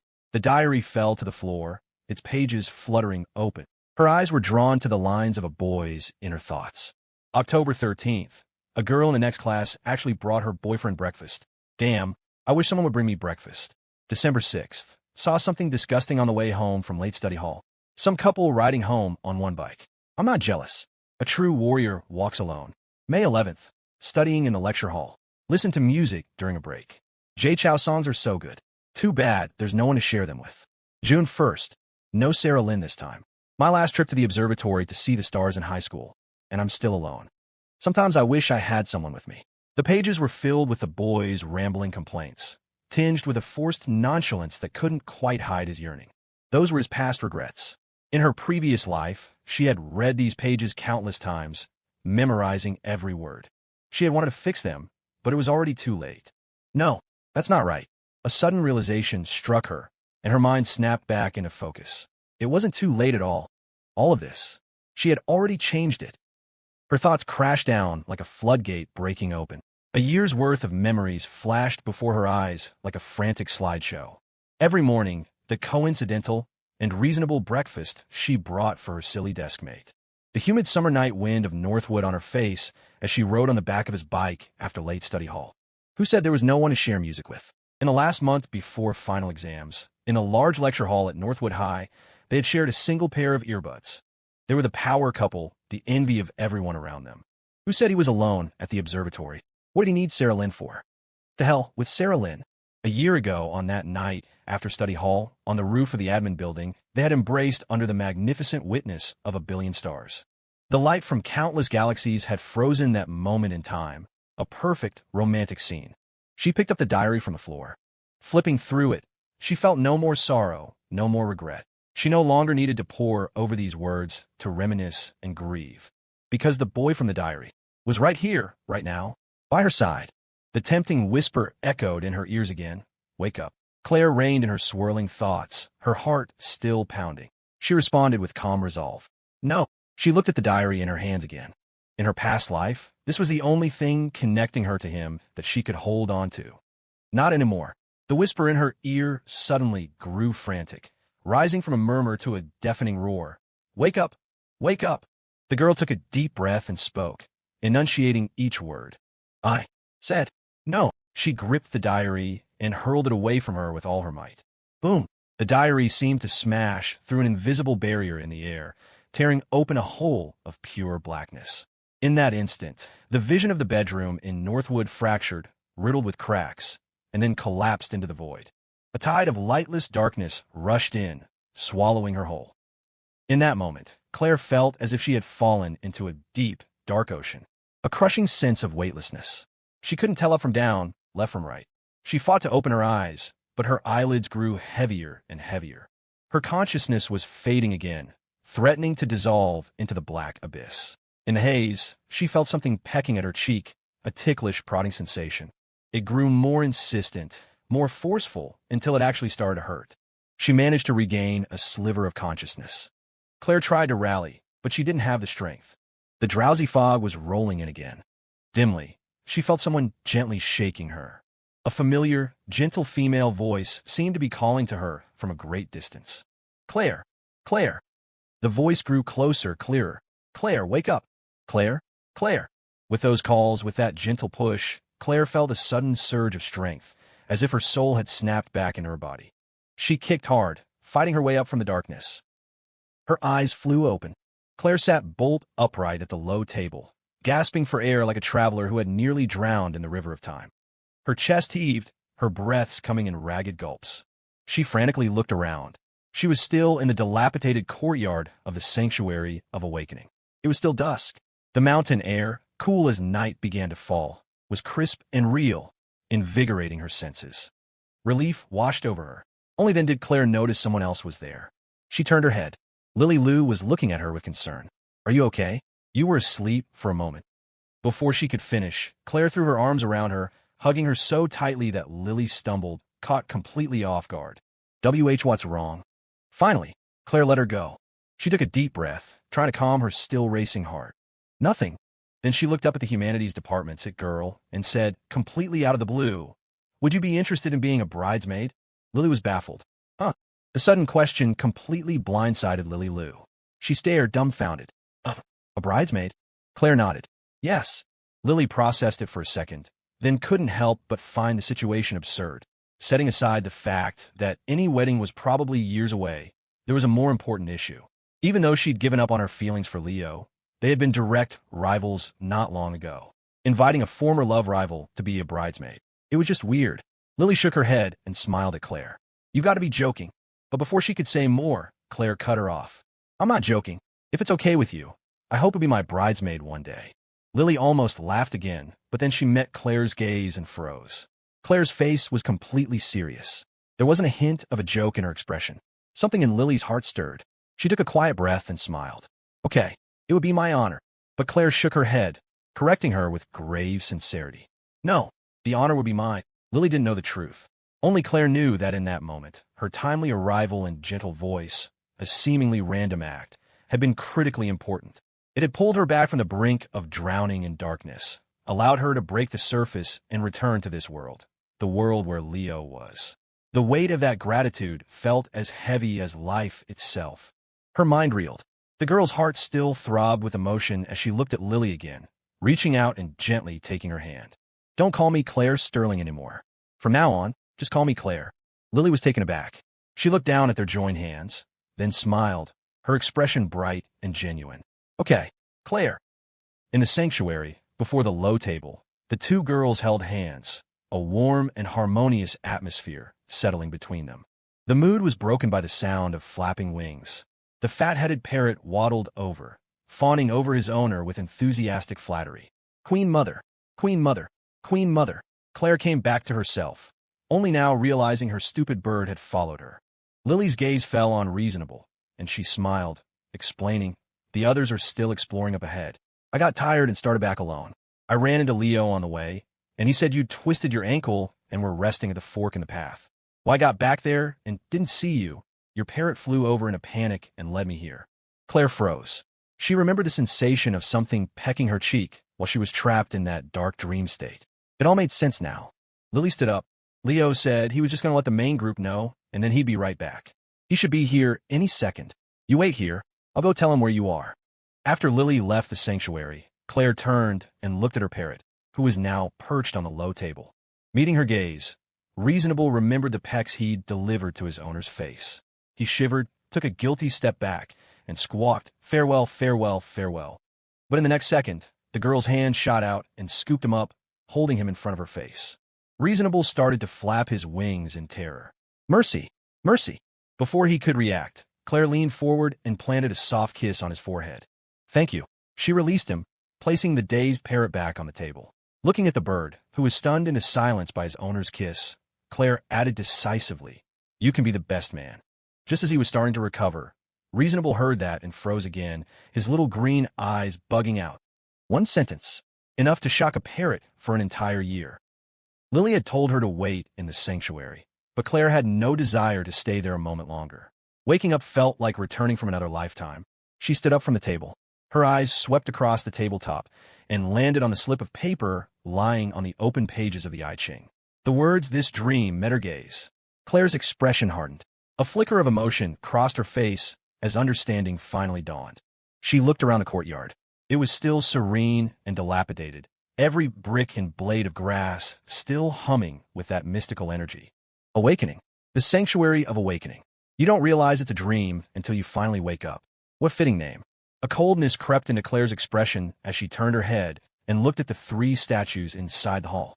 The deities' faces were inscrutable, their expressions impassive and remote. Claire lifted her chin, met their gaze, and spoke, her voice calm. Her first words were, "Zhuangzi dreamed he was a butterfly because he was an idiot who napped too much." She paused, then continued, her voice just as steady. "I'm not an idiot. So this isn't a dream." She paused again, her gaze turning icy. "And another thing, I don't believe in your path. I believe in the bodhisattvas at the old stone chapel on Serenity Peak. So if you have a problem with me, you could take it up with them." She thought for a moment, then added, "And if I don't like what the bodhisattvas have to say, I won't listen to them either." Finally, she looked at the three statues and finished her speech. "So, I only listen to what I want to hear, believe what I want to believe, and fight for what I want. What I've chosen, no one can take from me. Not heaven, not earth, not gods, not Buddhas. No one." Having made her declaration, she gave the statues a slight, polite nod. "Farewell." She turned to leave. As she walked down the stone steps, an incense burner blocked her path. She kicked it over, then glanced back at the statues and said nonchalantly, "Sorry, my foot slipped." Then, with her fat-headed parrot waddling proudly behind her, she strode out of the sanctuary. The courtyard returned to silence. Only the scattered fortunes and the overturned incense burner, rolling slightly on the ground, made any sound. The three deities remained silent. The sanctuary was still. A wind rose, flipping the pages of the book on the table once more. The slip of paper was lifted into the air again, fluttering until it landed in a puddle in the courtyard. The ink of the words "this dream" began to bleed and spread. Dream or not a dream, it was becoming harder to tell. As she stepped out of the sanctuary, she was met by Leo, who was rushing toward her, his face full of concern. "What are you doing over here?" Before he could finish, Claire threw her arms around his neck, hugging him with a desperate strength, as if trying to merge herself into him. Leo instinctively wrapped his arms around her. "What's wrong?" Resting her head on his shoulder, the girl took a deep breath, feeling the warm, familiar, and very real presence in her arms. "Nothing," she said.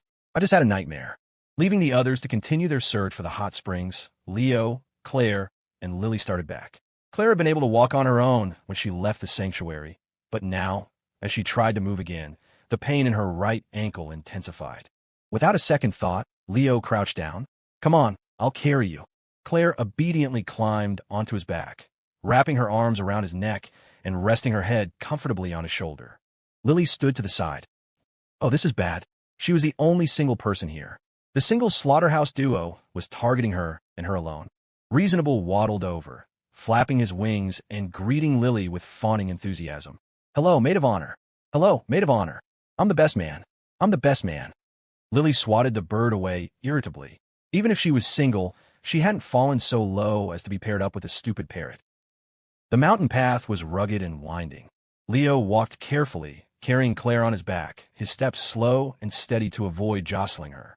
Claire held on tightly, feeling the warmth radiating from him, and instinctively hugged him even harder. It was as if only by holding on this tight could she confirm that all of this was real, not just a dream. Sensing her mood, Leo asked softly, "Was the nightmare that scary?" Claire buried her face in his shoulder and mumbled, "Mitchum, what did you dream about?" "I dreamed that you weren't there." Leo paused, then chuckled. "So, me not being there is a nightmare? I thought you were going to say you dreamed of monsters or something." But the girl on his back shook her head and whispered, "I'm not afraid of monsters. I'm only afraid of not having you." Leo froze again, her words striking a chord deep within him. Then he smiled. "Well, you don't have to worry about that. I'm always here. I'm not going anywhere." Claire tightened her grip around his neck. "MHM, and even if you run, I'll find you and bring you back." It was an intimate, heartwarming moment. Walking beside them, Lily felt like she was about to die. "Do you two always go around slaughtering single people so brazenly? Can't you spare a thought for the single woman right next to you?" A sliver of regret pricked her. Was this the price of being the bridesmaid for the single slaughterhouse duo? When they got back to the Hope School, Leo gently set Claire down on a bench. He knelt and rolled up her right pant leg. To his surprise, her ankle was now swollen and bruised. Leo's brow furrowed. How did it get this bad all of a sudden? Lily leaned in, her face etched with concern. "We need to get some medicine on that right away." Just then, the village chief pulled up on his diesel trike. When he heard Claire had sprained her ankle, he slapped his chest. "Don't you worry, I've got some liniment at home. A little rub, and it'll be good as new. I'll take you back now." There was room in the back of the cart. Leo was about to invite Lily to come along, but she hesitated, then shook her head. "You two go ahead. I'll wait for Preston and the others to get back." Leo and Claire exchanged a look, but they didn't press her. They just nodded. All right. With their maturity and experience, they knew better than to ask something like, "Why would you want to stick around with a lowlife like Preston Jew?" Everyone had their own struggles. Prying when someone clearly didn't want to talk was just rude. They climbed onto the back of the chief's trike, which rattled and bounced its way toward Pending Village. In the cart, Leo instinctively held his girlfriend close, and Claire wrapped her arms around him in return. They chatted idly about Lily. Leo stroked his chin thoughtfully. "You think she and that pig, Preston Jew, have some kind of arranged marriage thing going on?" Claire considered it, then nodded. "It has to be something to do with their families, at least. If it were up to her, she would never go for someone like that." Leo sighed. "These big business families, are they all like this? Hey, your family doesn't have anything like that, do they?" The question turned to his own girlfriend. After all, besides Lily, he knew that Wyatt Way character was also dealing with some kind of childhood engagement. Claire looked completely unfazed. "No, and if there was, I would have dealt with it." The couple chatted back and forth as the cart bounced along. The diesel engine sputtered and roared, but nestled in Leo's arms, Claire felt a strange sense of peace. Drowsiness began to creep in, and her eyelids grew heavy. Leo noticed her fatigue and whispered, "Get some sleep. I'll wake you when we get there." Claire shook her head stubbornly, trying to force her eyes open. "I don't want to sleep." Guessing what she was thinking, Leo smiled and stroked her hair. "Go on, sleep. I'm here. You won't have any nightmares this time." Claire was already half asleep, her eyes barely open, but she was still worried. "You promise?" Leo smiled. "Yeah, I promise." With that assurance, Claire finally seemed to relax. She quickly fell into a deep sleep in his arms. But even in her sleep, she held onto his hand tightly, refusing to let go, as if afraid he would float away like a kite if she did. Leo looked down at her, gently brushing a few stray strands of hair from her face. As he watched her brow smooth out in sleep, a warm smile touched his lips. Beside them, the fat-headed parrot flapped over, bowing its head deferentially.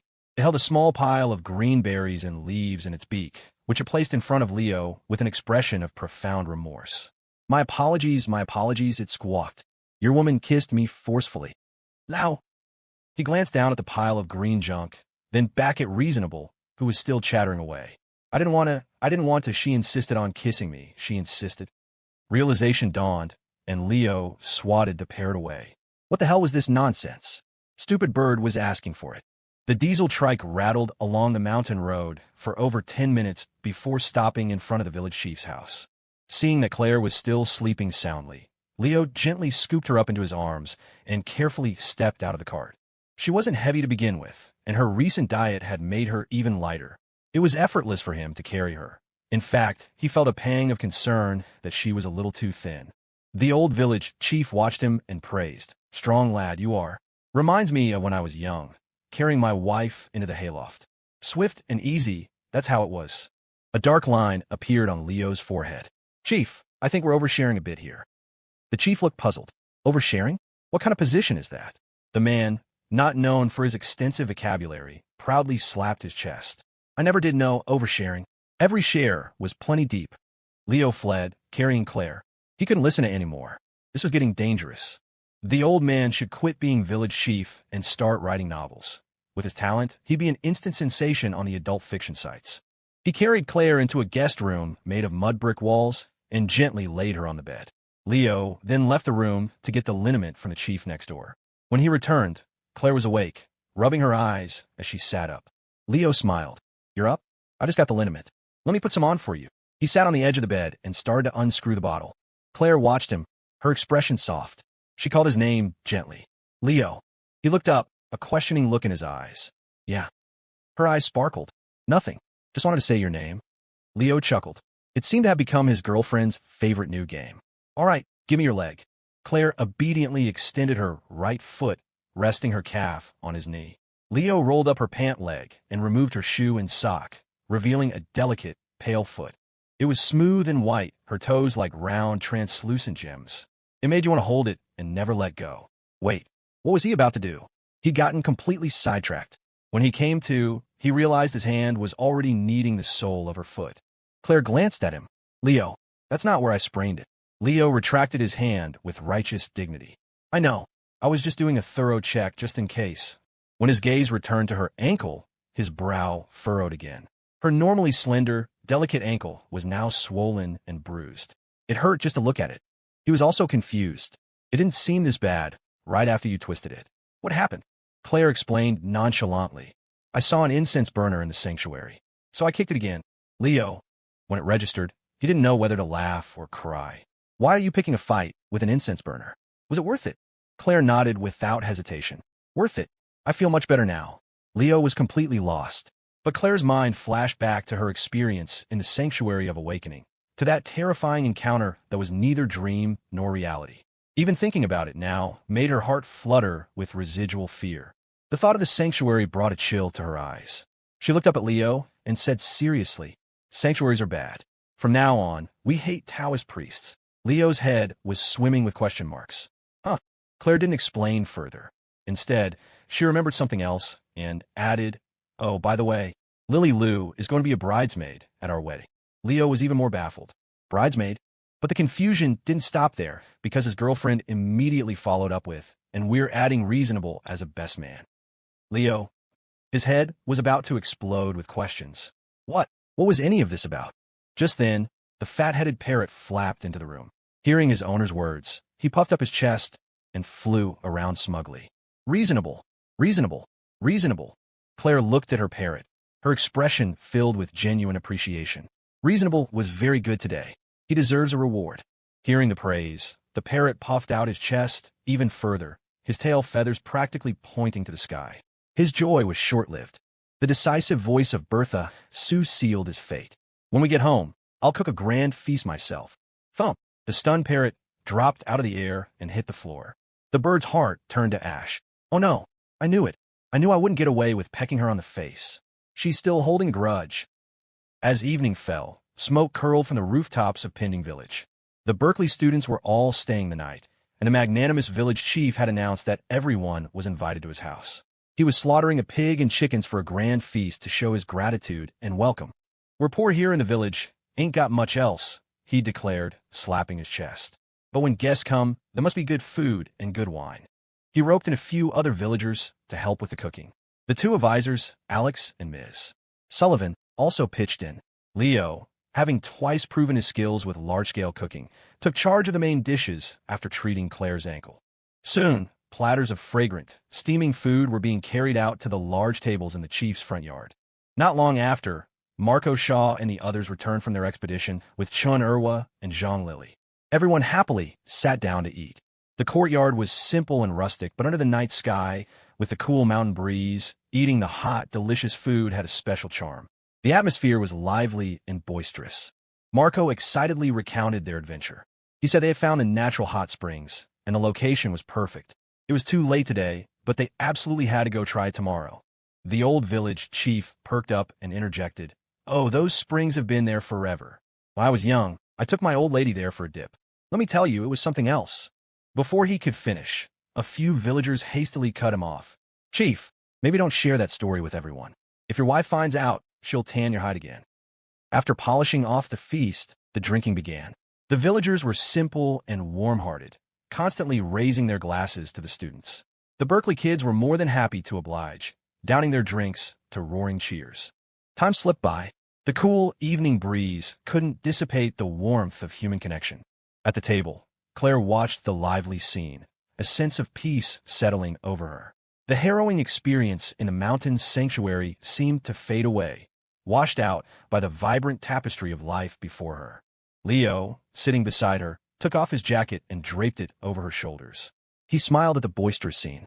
"Makes you wish days like this could last forever, doesn't it?" Claire looked at him and smiled back. "MHM." She reached out and took his hand. "Forever. And with you." It felt like the joy would never end, that the feast would last until dawn. But things rarely go as planned. In the distance, a low, muffled clap of thunder rumbled through the clouds. Leo and Claire both stiffened, instinctively turning their heads toward the sound. In the distance, the night sky was dark and heavy. The moon had vanished behind the clouds. A soft pattering sound began. A few drops of water splashed into the cups on the table, spilling over the rims and wetting the wood. Marco looked up at the sky, confused. He held out his hand, feeling the cool drops on his palm. "Is it raining?" At first, everyone assumed it was just a normal, passing shower. The dinner party in the village chief's yard was cut short. As they cleared the tables and brought the food inside, the old chief grumbled, looking at the sky. "Damn weather. Changes its mind faster than my old lady." Leo helped him clear the yard. After everything was inside, he came back out to find Claire standing under the eaves, wrapped in his jacket, staring up at the rain-swept night sky, lost in thought. Leo walked over. "What are you thinking about?" Claire pulled her gaze back and shook her head slightly. "Nothing. It's just, this rain feels a little sudden." Leo smiled. "It's always like this in the mountains. Rain comes and goes without warning. The chief said it should stop soon. It's cold out here, let's go back inside." He took her hand and led her toward their guest room. Claire went in first. As Leo followed, he paused at the doorway, turning back to look out at the darkness one last time. The night was heavy and oppressive. The mountain rain fell steadily, with no end in sight. Leo frowned. The village chief had indeed said those things, and he knew that sudden rain in the mountains was common. But for some reason, this storm made him feel deeply uneasy. It was as if some blurry memory from the depths of his mind had been stirred, something critically important that he just couldn't grasp. It felt like the annoying curtain of rain was obscuring some truth, making it impossible to see clearly. "Leo." Claire's voice called from inside. "Coming," he answered. He cast one final glance into the night, then pushed the door open and went inside, leaving the mountain storm behind. Unseen, the sound of the rain quietly grew more intense. March 28th, morning. The pesky mountain rain from the night before hadn't stopped as the chief had predicted. Instead, it had become a dense, driving downpour. Water streamed from the eaves of the mud brick houses like a beaded curtain. The paths were muddy and slick, covered in puddles. They were still scheduled to go to the Hope School to teach the kids this morning. Because of Claire's injury, Leo had tried to persuade her to stay and rest at the chief's house, but she stubbornly refused. After yesterday's experience at the Sanctuary of Awakening, her reliance on him had subtly deepened. Wherever Leo went, she was determined to follow. So they both climbed into the back of the chief's diesel trike, holding an umbrella and wearing raincoats, as the old man drove them back toward the school. The ride was bumpy. In the back, Leo held the umbrella with one hand and carefully shielded his girlfriend with the other. He could hear the chief cursing from the driver's seat. "Damn it, this sky just won't quit. Raining all damn night. At this rate, why doesn't it just flood the whole damn village?" It was an idle, frustrated curse, but made both Leo and Claire jolt in the back. Both of them felt that flicker of recognition again, that sense of something they couldn't quite grasp. But just as quickly, the feeling slipped away. They instinctively looked at each other. "You okay?" "Yeah, I'm fine." They said they were fine, but a quiet unease, heavy as a stone, had settled in both their hearts. When they arrived at the Hope School, the sky was dark, and the rain showed no signs of letting up. The number of students was down by nearly half. Many of the children from other villages couldn't make it in this weather. Marco and the other guys were disappointed. This weather meant no trip to the hot springs today. The kids were disappointed too. It was Saturday, so there were no regular classes scheduled. They were supposed to have outdoor activities, but now they were stuck inside. Son E, the school's teacher, remained optimistic. "It's no big deal, just a little rain. It's common in the mountains. It'll probably stop this afternoon." He skillfully went from child to child, cheering them up. The advisors, Ms. Sullivan and Alex, also helped out, getting the Berkeley students to play games with the children. Marco pulled out his phone with a grand flourish. "All right, who said there were no video games yesterday? Let your big brother show you the wonders of garden grab." Molly eagerly pulled a novel out of her bag, and a group of little girls gathered around, their eyes shining. "Miss Molly, we want to hear more of that story about the domineering female CEO." Dylan was once again surrounded by kids with dreams of becoming ninjas, forced to lead them in practicing hand seals. Leon was mobbed by a group of hungry little ones, all looking up at him with pleading eyes. The date cake guy got the hint. He reached into his pocket and produced a handful of date cakes. "Here you go. Don't eat too many, or you'll get cavities." The kids erupted in cheers. The atmosphere was cheerful, the children's smiles returning. But by noon, the rain outside hadn't stopped. In fact, it was coming down even harder, accompanied by a howling wind. Inside, Marco, who was showing some kids garden grab, suddenly cried out, "Hey, what happened to the internet?" The other Berkeley students checked their phones. A ripple of agitation went through the room. "I've got no signal either. What's going on?" Son E went outside with his phone, intending to call the village chief. He returned a few moments later, looking apologetic, explaining that the signal was too weak to make a call. He then reassured everyone that this had happened before. The signal tower on a mountain was probably having issues and would be fixed soon. At noon, everyone had a simple lunch in the classroom. The children then rested their heads on their desks for a nap. Outside, the wind howled and the rain beat down. The Berkeley students were starting to feel drowsy too, slumping in their seats. The advisors, Alex and Ms. Sullivan, were quietly discussing their plans. With this weather, their scheduled departure in the evening might have to be postponed. They might have to stay another night on the mountain. Alex tried to call the village chief again, but there was still no signal. Leo and a few others finished cleaning up in the kitchen and came out to see Claire standing under the covered walkway, staring out at the dense curtain of rain, looking lost in thought. He walked over to her. "What's on your mind?" Claire shook her head. "I have a bad feeling." She pointed to her heart. "Right here. Something feels wrong." Leo smiled and naturally put an arm around her. "It's okay. It's just rain." The chief and son E both said it's coming up here. It might stop in a little while.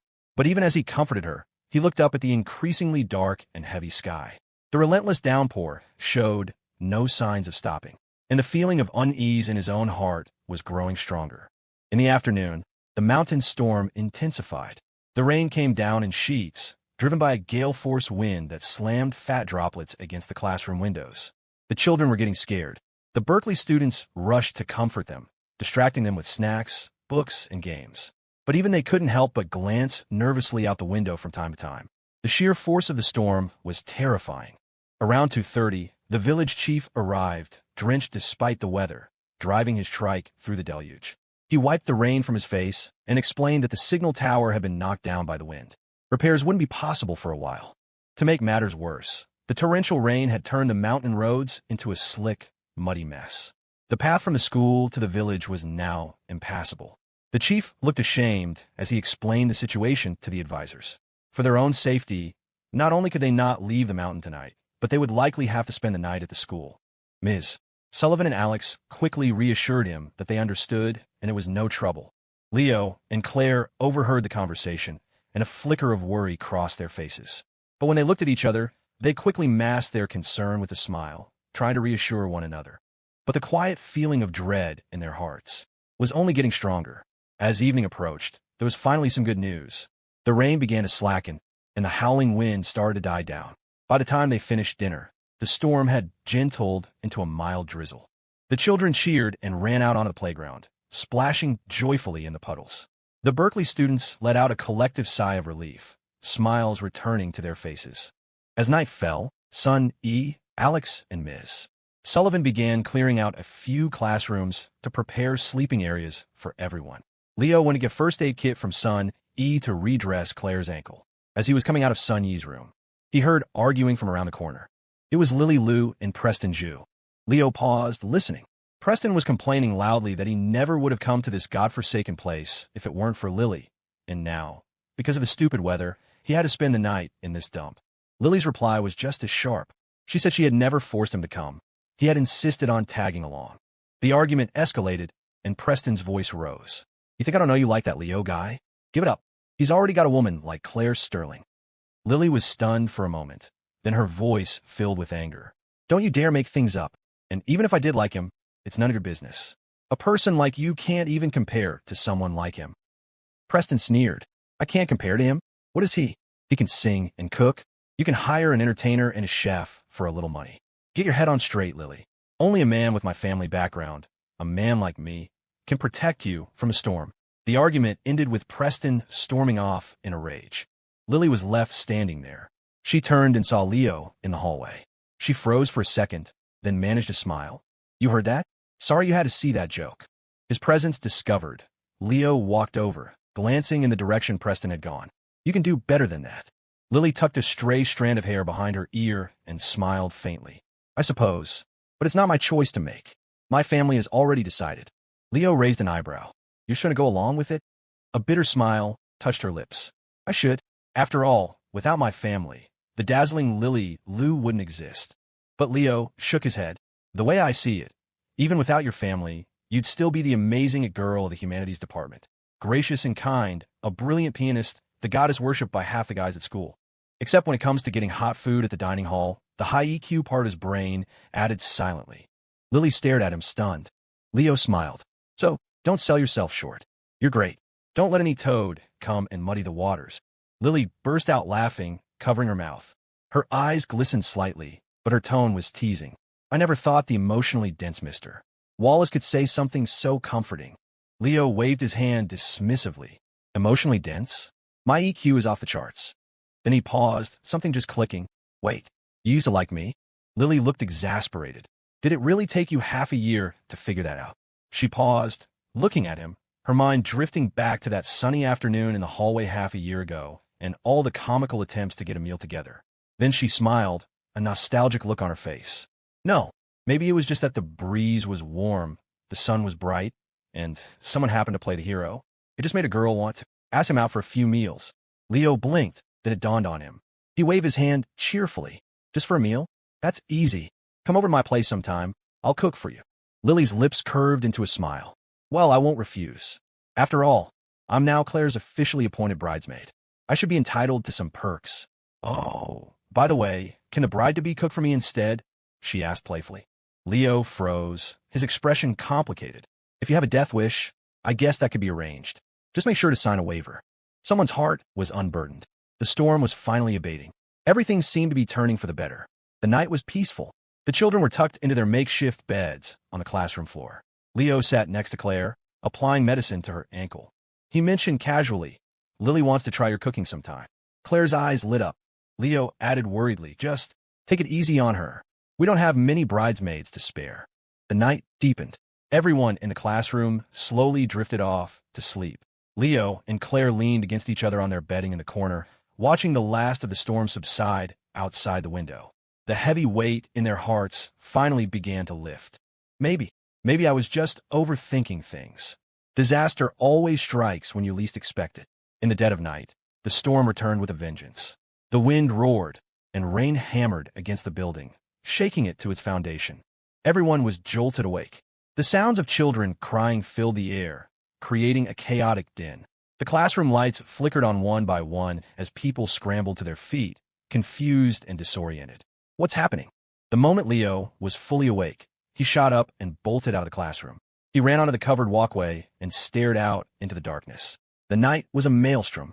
Torrential rain lashed down, and a gale-force wind whipped leaves and branches into a frenzy. The storm was 10 times worse than it had been during the day. Leo's pupils constricted. His heart pounded in his chest as the ominous premonition returned with a vengeance, the truth of his forgotten memory finally clawing its way to the surface. Claire stumbled out of the classroom behind him, pulling a jacket on, her voice tight with anxiety. "Leo, I have a really bad feeling." Before she could finish, a deafening clap of thunder exploded across the sky, shaking the mountains. Every light in the school went out, plunging them into darkness. A chorus of screams came from the classroom. "The power's out!" Then, the heavens opened up, and the rain came down in a solid, deafening sheet. It was less a storm and more like the sky itself was falling. A flash of lightning split the sky, illuminating Leo and Claire's faces as they stared at each other, illuminating the sudden, stark terror in their eyes. It was the thunder. That one deafening clap. It had jolted their memories loose. Finally, they remembered. A clap of thunder echoed through the clouds, but another bolt of lightning seemed to flash through the minds of Leo and Claire. In that same instant, they both remembered. Spirit Springs Mountain, Pending Village, the Hope School, a stormy night. These were key words that had been floating, hazy and indistinct, in the far reaches of their memories. Now, amidst the torrential rain and crashing thunder, they snapped into sharp, terrifying focus. In their previous lives, neither of them had ever been to Spirit Springs Mountain. The reason they had a vague sense of familiarity was because they had both seen the news reports. At the end of March 2008, a torrential downpour triggered a flash flood, ultimately claiming nearly 100 lives on Spirit Springs Mountain. The dead included the villagers of Pending Village, and the dozens of students at a small Hope School not far from the village, and one teacher. The news report at the time had shocked the entire province, even the nation. The death toll was staggering, horrifying, but neither Leo nor Claire could have ever imagined that in this new life, by some cruel twist of fate, they would be caught in the middle of that very same disaster. Thunder rumbled in the distance, lightning flickering within the clouds, illuminating the sheets of rain lashing down. The trees thrashed violently in the wind, like demons dancing in the dark. Leo sucked in a sharp breath, a cold dread shooting up his spine, making the hair on his arms stand on end. This time, fate was playing a sick joke. His thoughts raced. He whipped his head toward Claire, who was already turning to him. They spoke at the same time, their voices urgent. "We have to get down the mountain." The unexpected synchronicity made them both pause for a fraction of a second. But the urgency of the situation left no time for reflection. They began to speak in rapid-fire bursts, planning their next move. "The rain's too heavy. This isn't normal. It could trigger a flash flood. The school is right up against the mountain wall. If there's a mudslide, we're done for. We have to get everyone organized and moving now. I'll handle it. But someone needs to warn the village. We need to move fast. We need them to bring the diesel trikes. I'll do it. How will you get there? There's a bike at the school. I'm leaving now." The rain poured down, punctuated by lightning and thunder. But in that moment, the boy and girl, with immense calm and control, had laid out a plan. Leo spoke the last line. The second the decision was made, he turned to plunge into the storm. But as he took a step, a slender, pale hand shot out and grabbed his arm. Leo looked back. Claire was biting her lower lip so hard it had turned white. Her face, which had been a mask of composure, was now etched with undeniable anxiety and fear. "Be careful." 2 words, but they contained a universe of meaning. Leo nodded, squeezing her hand tightly in return. "Wait for me." The next moment, he let go. Without a shred of hesitation, he ran into the rain, grabbed a bicycle from the schoolyard, and pedaled off with all his might, speeding toward Pending Village. Claire watched his figure recede until it was swallowed by the darkness. She felt her heart clench, suspended in a state of pure terror. If she could, she would have run into the rain with him, throwing all reason and caution to the wind. But she took another deep breath, and when she turned around, her expression was once again calm and resolute. In that single motion, it was as if the ruthless, decisive CEO from her past life had returned. Ignoring the pain in her ankle, she strode toward the classrooms. She was met by son E, who was rushing out, frantic. He had just seen Leo ride off into the storm. "What is he doing going out in this rain? It's too dangerous." Before he could finish, Claire cut him off, her words sharp and rapid. "No time to explain. There could be a flash flood any minute. Get everyone up. We need to assemble and prepare to evacuate." Son E froze, stunned. A flash flood? Claire was already heading for the first classroom. She glanced back and saw him still standing there, dazed. She barked, "What are you waiting for? Go!" The force of her command jolted son E back to reality. He didn't even have time to wonder how this cold, beautiful girl could possess such a commanding presence. He just nodded forcefully and ran toward the next classroom. Right. The wind howled, and the rain felt like the sky was collapsing. Leo pedaled furiously, flying down the winding, rugged mountain road. The path was a slick, muddy river, pocked with puddles. Splatters of mud quickly coated his pants and the bike frame. In this weather, on this road, even walking was treacherous. One misstep and you could fall. Riding a bike was madness. But Leo couldn't afford to think about his own safety. He strained his eyes, peering into the pitch-black road ahead, relying on the occasional flashes of lightning to navigate. He pushed down on the pedals with all his strength, almost lifting himself off the seat. Only one thought consumed him. Faster. He remembered the news report. The sudden downpour had caused the streams on Spirit Springs Mountain to swell rapidly, feeding into the main river and triggering a flash flood and mudslides. The torrent had washed over everything, burying it all. The villagers hadn't reacted in time. By the time they realized what was happening, only a few had managed to escape on their diesel trikes. As for the children at the Hope School, they had stood no chance against the crashing mudslide. It had been a horrific tragedy, but in this life there was still a chance. There was still time. Leo didn't know why he, a man reborn, hadn't even had a chance to enjoy the perks of his second chance before being thrown into one life-threatening crisis after another. But as someone who had lived this life before, if he encountered something like this, he had to use every ounce of his strength to rewrite the tragic ending. Faster, faster! Under the curtain of rain, soaked to the bone, Leo gritted his teeth and pushed harder on the pedals. Thunder cracked across the sky. A bolt of lightning flashed, illuminating the mountain path. And on that winding road, the figure on the bicycle seemed to move as fast as the lightning itself. Pending Village was shrouded in the same inky blackness. Leo rode his bicycle straight through the front gate of the village chief's yard, practically crashing it down. The old chief, already dressed in a traditional straw raincoat and holding a kerosene lamp, was just coming out of his house. He stared at the drenched, disheveled Leo, his mouth hanging open in shock. "How did you get back?" Leo had no time for explanations. He spoke in a rapid torrent. The storm could trigger a flash flood. "We can't stay on the mountain. Everyone, we have to leave now." Unlike son E, the experienced old village chief understood the danger instantly. He looked up at the demonic fury of the storm, and his face hardened. Without a shred of hesitation, he nodded firmly and gritted his teeth. "Son of a bitch of a sky. Let's go."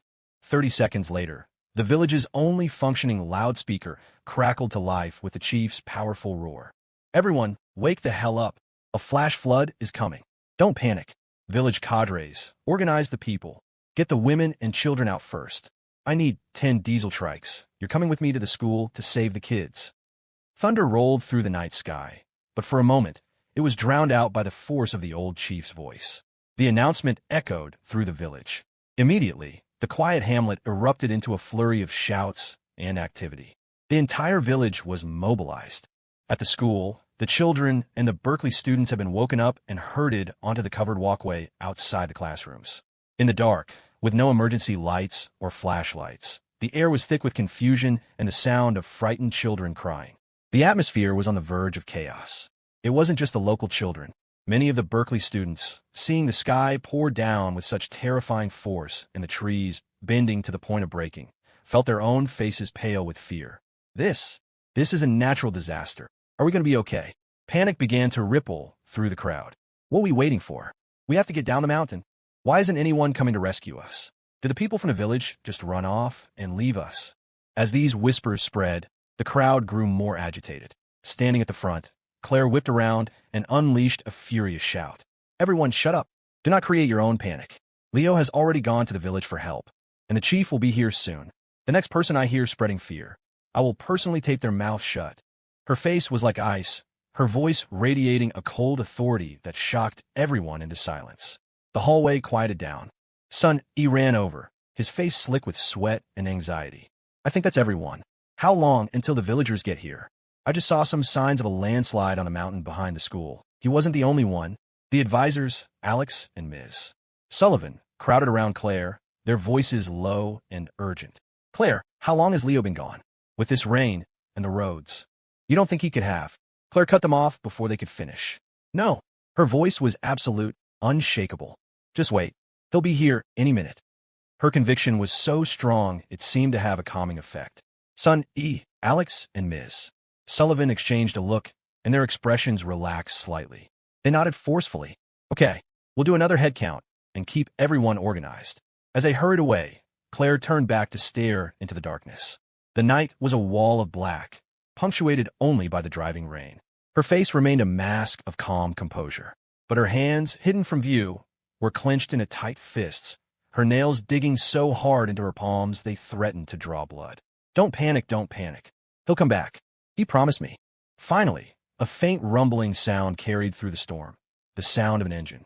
Marco Shaw's ears perked up, his face breaking into a wide, excited grin. They're here. I hear them. Leo's brought people to get us. In that instant, Claire's eyes flew open, and she strained to see into the blackness. The engine roar grew louder. Then, a beam of light cut through the night. The next moment, a series of bright, powerful headlights pierced the curtain of rain, tearing the darkness apart. With a roar of their engines, a fleet of diesel trikes stormed through the school gate. They arrived like heroes, like gods descending from the heavens. The old village chief's powerful voice boomed out. Kids, we're here to get you. A wave of joyous screams and cheers erupted from the hallway. But Claire had no time to celebrate. Her eyes darted from one trike to the next, desperately searching. And then she saw him. In the passenger seat of the lead trike, next to the chief, was the familiar, beloved figure. The breath she had been holding rushed out of her, and the tension gripping her heart finally released. As he got out of the trike and walked toward her, she couldn't wait another second. She ran out into the rain and threw herself into his arms, holding him with all her might. Leo held her close. Took me a little longer than I thought. She cut him off. You're back. That's all that matters. She pulled back slightly, and he saw that her eyes were red.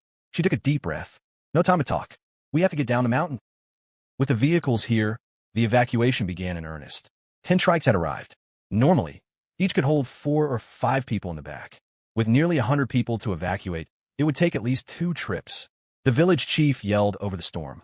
Kids and women first. The rest of you wait for the next trip. No one argued. Son Alex and Ms. Sullivan began ushering the children into the carts. But then, one person spoke up. Preston Zhu, his face contorted in a mask of panic and rage, screamed, Why do the women go first? What if the flash flood hits before you come back for us? He waved his arms frantically. In a disaster, everyone is equal. I don't care, I'm getting on this trip. Everyone stared at him with disgust, as if he were a clown. But Preston was beyond shame, his fear making him belligerent. Slap, the sharp sound of a hand hitting a face cut through the rain. Preston clutched his cheek, looking at Lily Lou in disbelief. You hit me. Lily's face was cold and emotionless. That was to shut you up. You're so afraid of dying? Fine, you can have my spot. I'll wait for the next trip. Preston stared at her, stunned. Then, forgetting the sting on his cheek, he scrambled onto one of the trikes. You heard her. She gave me her spot. Go, let's go. Watching his desperate, cowardly retreat, a bitter smile twisted Lily's lips. She remembered his arrogant boast from earlier. Protect you from the storm, he had said. When the Real storm came, he was the first to run. On the other side, Leo was trying to get Claire onto a trike. But she refused to go, looking up at him. Let the kids and the others go first. I'm staying with you. Her expression was stubborn, resolute. She clung to his hand, refusing to let go. Leo met her gaze and took a deep breath. Okay. The first group loaded up. With a shout from the chief, the engines roared to life, and the trike sped off into the downpour. The rest waited anxiously at the school. The rain was getting heavier, and the water on the playground was already past their ankles. A low rumbling sound could be heard from the mountain behind the school, a terrifying vibration that made their skin crawl. Their anxiety mounted, each second an eternity. Finally, the chief's fleet returned. He was soaked to the bone, his hair plastered to his forehead. He wiped the rain from his face and yelled, Get on! Hurry! The remaining people scrambled for the trikes. But even after every cart was filled to capacity, there were still more than 10 people left. The chief gritted his teeth. We're leaving. I'll come back one more time. It would have to be 3 trips. Marco, Leon, and Dylan all agreed to wait. Ms. Sullivan also insisted on staying, but Alex simply picked her up and put her in a cart. You go on this trip, Ms. Sullivan. Son Amy and some of the other guys will wait for the last one. Leo nodded without hesitation. There's still time. Go, don't waste a second. He then lifted Claire and placed her in the back of a trike. He looked up at her. You go first. I'll be right behind you. Claire bit her lip, knowing that now was not the time for pointless arguments. Okay. Seeing her agree, Leo felt a flicker of relief. He was about to turn away when her voice called out again, urgent. Leo. He spun back around. From the cart, Claire reached out, grabbed the front of his shirt, and pulled him toward her. In the torrential rain, under the flashes of lightning, the girl in the cart leaned forward and kissed him hard on the lips. It was a desperate, forceful kiss, as if she was pouring all of her strength into it. When they parted, she looked him straight in the eye and said, enunciating every word, "If you're not on the next trip down, I'm coming back to find you." The storm raged. The fleet of diesel trikes tore through the night, racing down the rugged mountain path, battling the wind and rain on their way to the base. The roar of their engines mixed with the violent shaking of the carts and the chief's bellowing commands. Headlights on. All of you, keep your goddamn eyes open. Watch the road. We have to get all these kids down the mountain safely. Fat raindrops hammered down. In the cart, Lily struggled to hold an umbrella over herself and Claire. Claire, get in here more. You're getting soaked. But Claire was oblivious to the rain plastering her clothes to her skin. She kept turning around, her eyes fixed on the dark mountain path behind them. The night was so thick it was like the entire mountain was being swallowed by darkness. Claire forced herself to stay calm, her mind racing. The news report from her past life had said the rainfall in the first hour was staggering, causing the upstream creeks to flood and trigger the disaster. The first trip down the mountain had taken nearly half an hour. This second trip, plus the time to go back up for the last group, that was at least another 30 minutes. They were cutting it dangerously close to the time the flash flood was supposed to hit. There might be some margin of error, but the odds were 50-50. The thought alone was enough to make her heart seize in her chest, the pain so sharp it stole her breath. She looked back again at the road they had come from, biting her lip so hard she could taste blood. In that moment, she was overwhelmed with the urge to jump out and run back up the mountain, consequences be damned. A wave of regret washed over her. Why hadn't she been more stubborn? Why hadn't she thrown a fit, been completely unreasonable, and just stayed by his side? She had already lost him once. If it happened again, she couldn't even begin to imagine how she would survive it. Beside her, Lily sensed her distress and squeezed her hand, trying to offer comfort. Don't worry, Leo will be fine. But as she touched Claire's hand, Lily gasped. It was colder than the rain. Just then, another set of engine roars echoed from the road below. Everyone looked up. Through the rain, they saw several more trikes speeding up the mountain toward them. A villager in the lead vehicle yelled out, "Chief, we got the rest of the village down. We're here to help." The old chief's face lit up with relief. "Good lads. You did well. There's still Mr.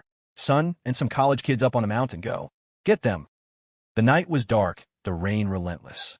At the Hope School, the last group, Leo, Son E, Alex, the guys from room 520, and a few other students, waited for rescue. They stood on the covered walkway, staring into the darkness, pacing like ants on a hot griddle. A communications student kept checking his phone. 13 minutes. They've been gone 13 minutes. To get down and come back up, if they're fast, maybe another 10 minutes. Leo heard the nervous self-reassurance, but said nothing, his own mind running a cold, hard calculation. The answer was, not enough time. The first round trip took nearly 30 minutes. By the time the second group was safely at the bottom, the weather and the road conditions would be even worse.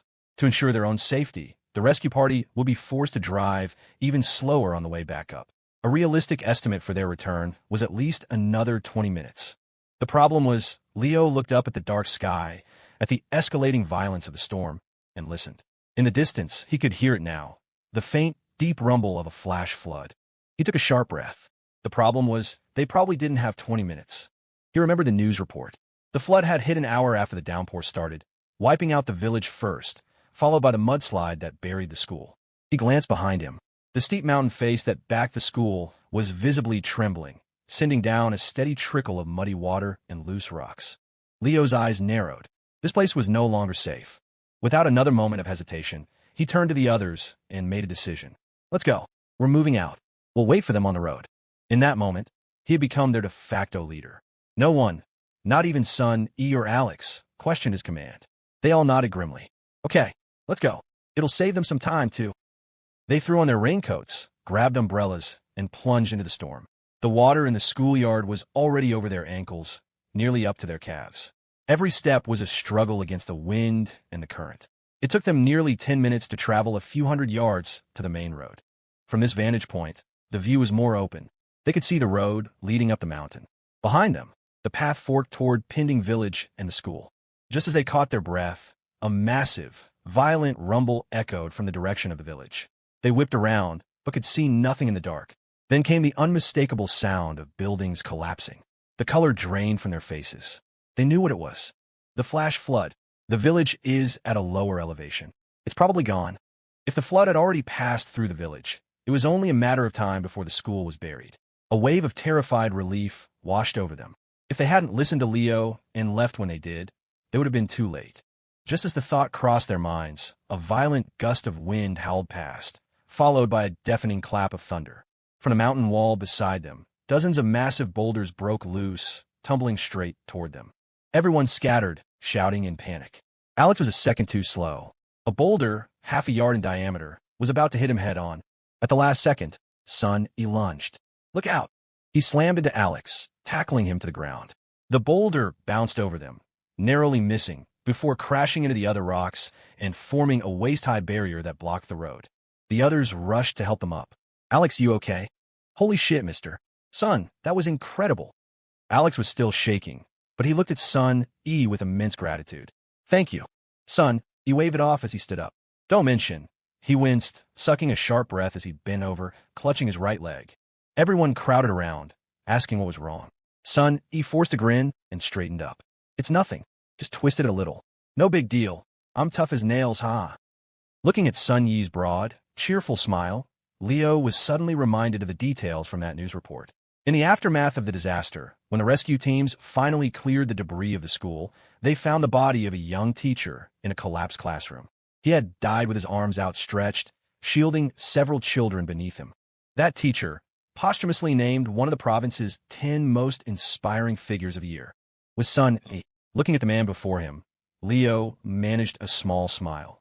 2 lifetimes apart, but this young teacher's selfless, heroic spirit hadn't changed one bit. But this time, maybe just maybe, his fate could be rewritten. Suddenly, the sputtering roar of diesel engines cut through the storm. 2 sets of headlights pierced the darkness, illuminating the road. The group stared, their gazes clearing the rock barrier. They couldn't believe their eyes. "They're here. So fast." The voices of villagers yelled from the 2 approaching trikes. "Mister, Sun, we dropped off the villagers and came straight back for you." Understanding dawned, followed by a wave of pure, unadulterated joy. Leo's spirits surged. "Quick, climb over and get in." The guys scrambled over the rocks, nimbly hoisting themselves into the back of the carts. With the first 2 trikes full, a third was already speeding up the road behind them. Only Leo and the injured Sun E were left, still making their way over the rocks. Alex, Marco, and the others yelled from the carts, "Leo, mister. Sun, hurry up. Hey, we'll help you." A few of them started to climb back out, but another shower of rocks rained down from the slope, narrowly missing them. At the same time, the first wave of the flood, a surge of muddy water, swept up the road, instantly rising to their shins, the force of it nearly knocking them off their feet. Leo roared, "Help with what?" "Just go.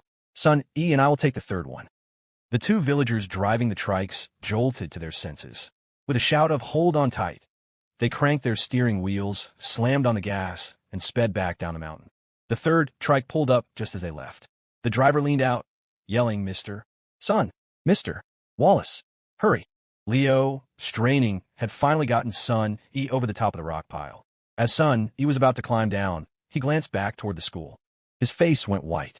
He let out a horrified cry. Wait, there's still someone at the school." Leo froze, whipping his head around to look. What he saw sent a chill through his entire body, like being plunged into ice water. In the distance, at the entrance to the school, which should have been pitch black, a small beam from a flashlight bobbed in the storm. A tiny figure was huddled there, trembling, its faint cries barely audible over the wind. Sun E was paralyzed with shock. It's little Six, Zhang Lily's little brother. I forgot to count him." Little Six was the 4-year-old boy they had seen yesterday, the one with the runny nose who wanted a date cake. His older sister brought him to school with her so she could look after him. In the chaos of the head count, they had forgotten him, only counting the official students. Sun E snapped out of his shock and tried to scramble back toward the school, nearly mad with panic. "Let me go. I'll get him." Leo grabbed him before he could fall. "Go where, you idiot? Your leg is busted. Stop trying to be a hero. Get on the trike." He shoved Sun E over the rocks. The teacher stumbled backward and was caught by the villager. Son, he was still yelling. Little Six is still over there. Leo gritted his teeth and roared back. Wait here. I'll go. The next second, he had already turned around. Without a moment's hesitation, he plunged back into the knee-deep water, sprinting like an arrow toward the school gate. The wind howled and the rain poured down. The floodwaters churned around his legs, threatening to sweep him off his feet. He kept his eyes locked on the small figure at the school entrance. A strange thought flashed through his mind.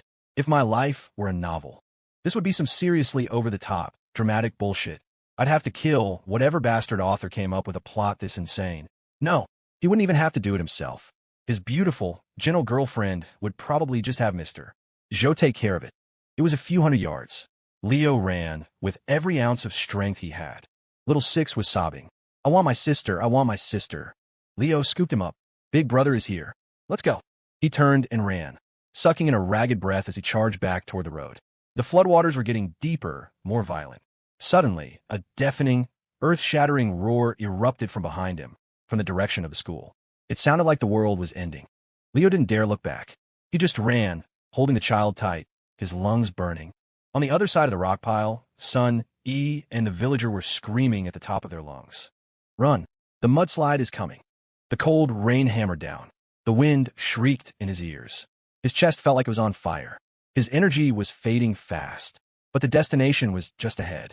Hope was within reach. He was almost at the rocks, less than 10 yards away. On the other side, Son, E, and the villagers' faces were alight with frantic joy. Quick, get over here. Get on the trike.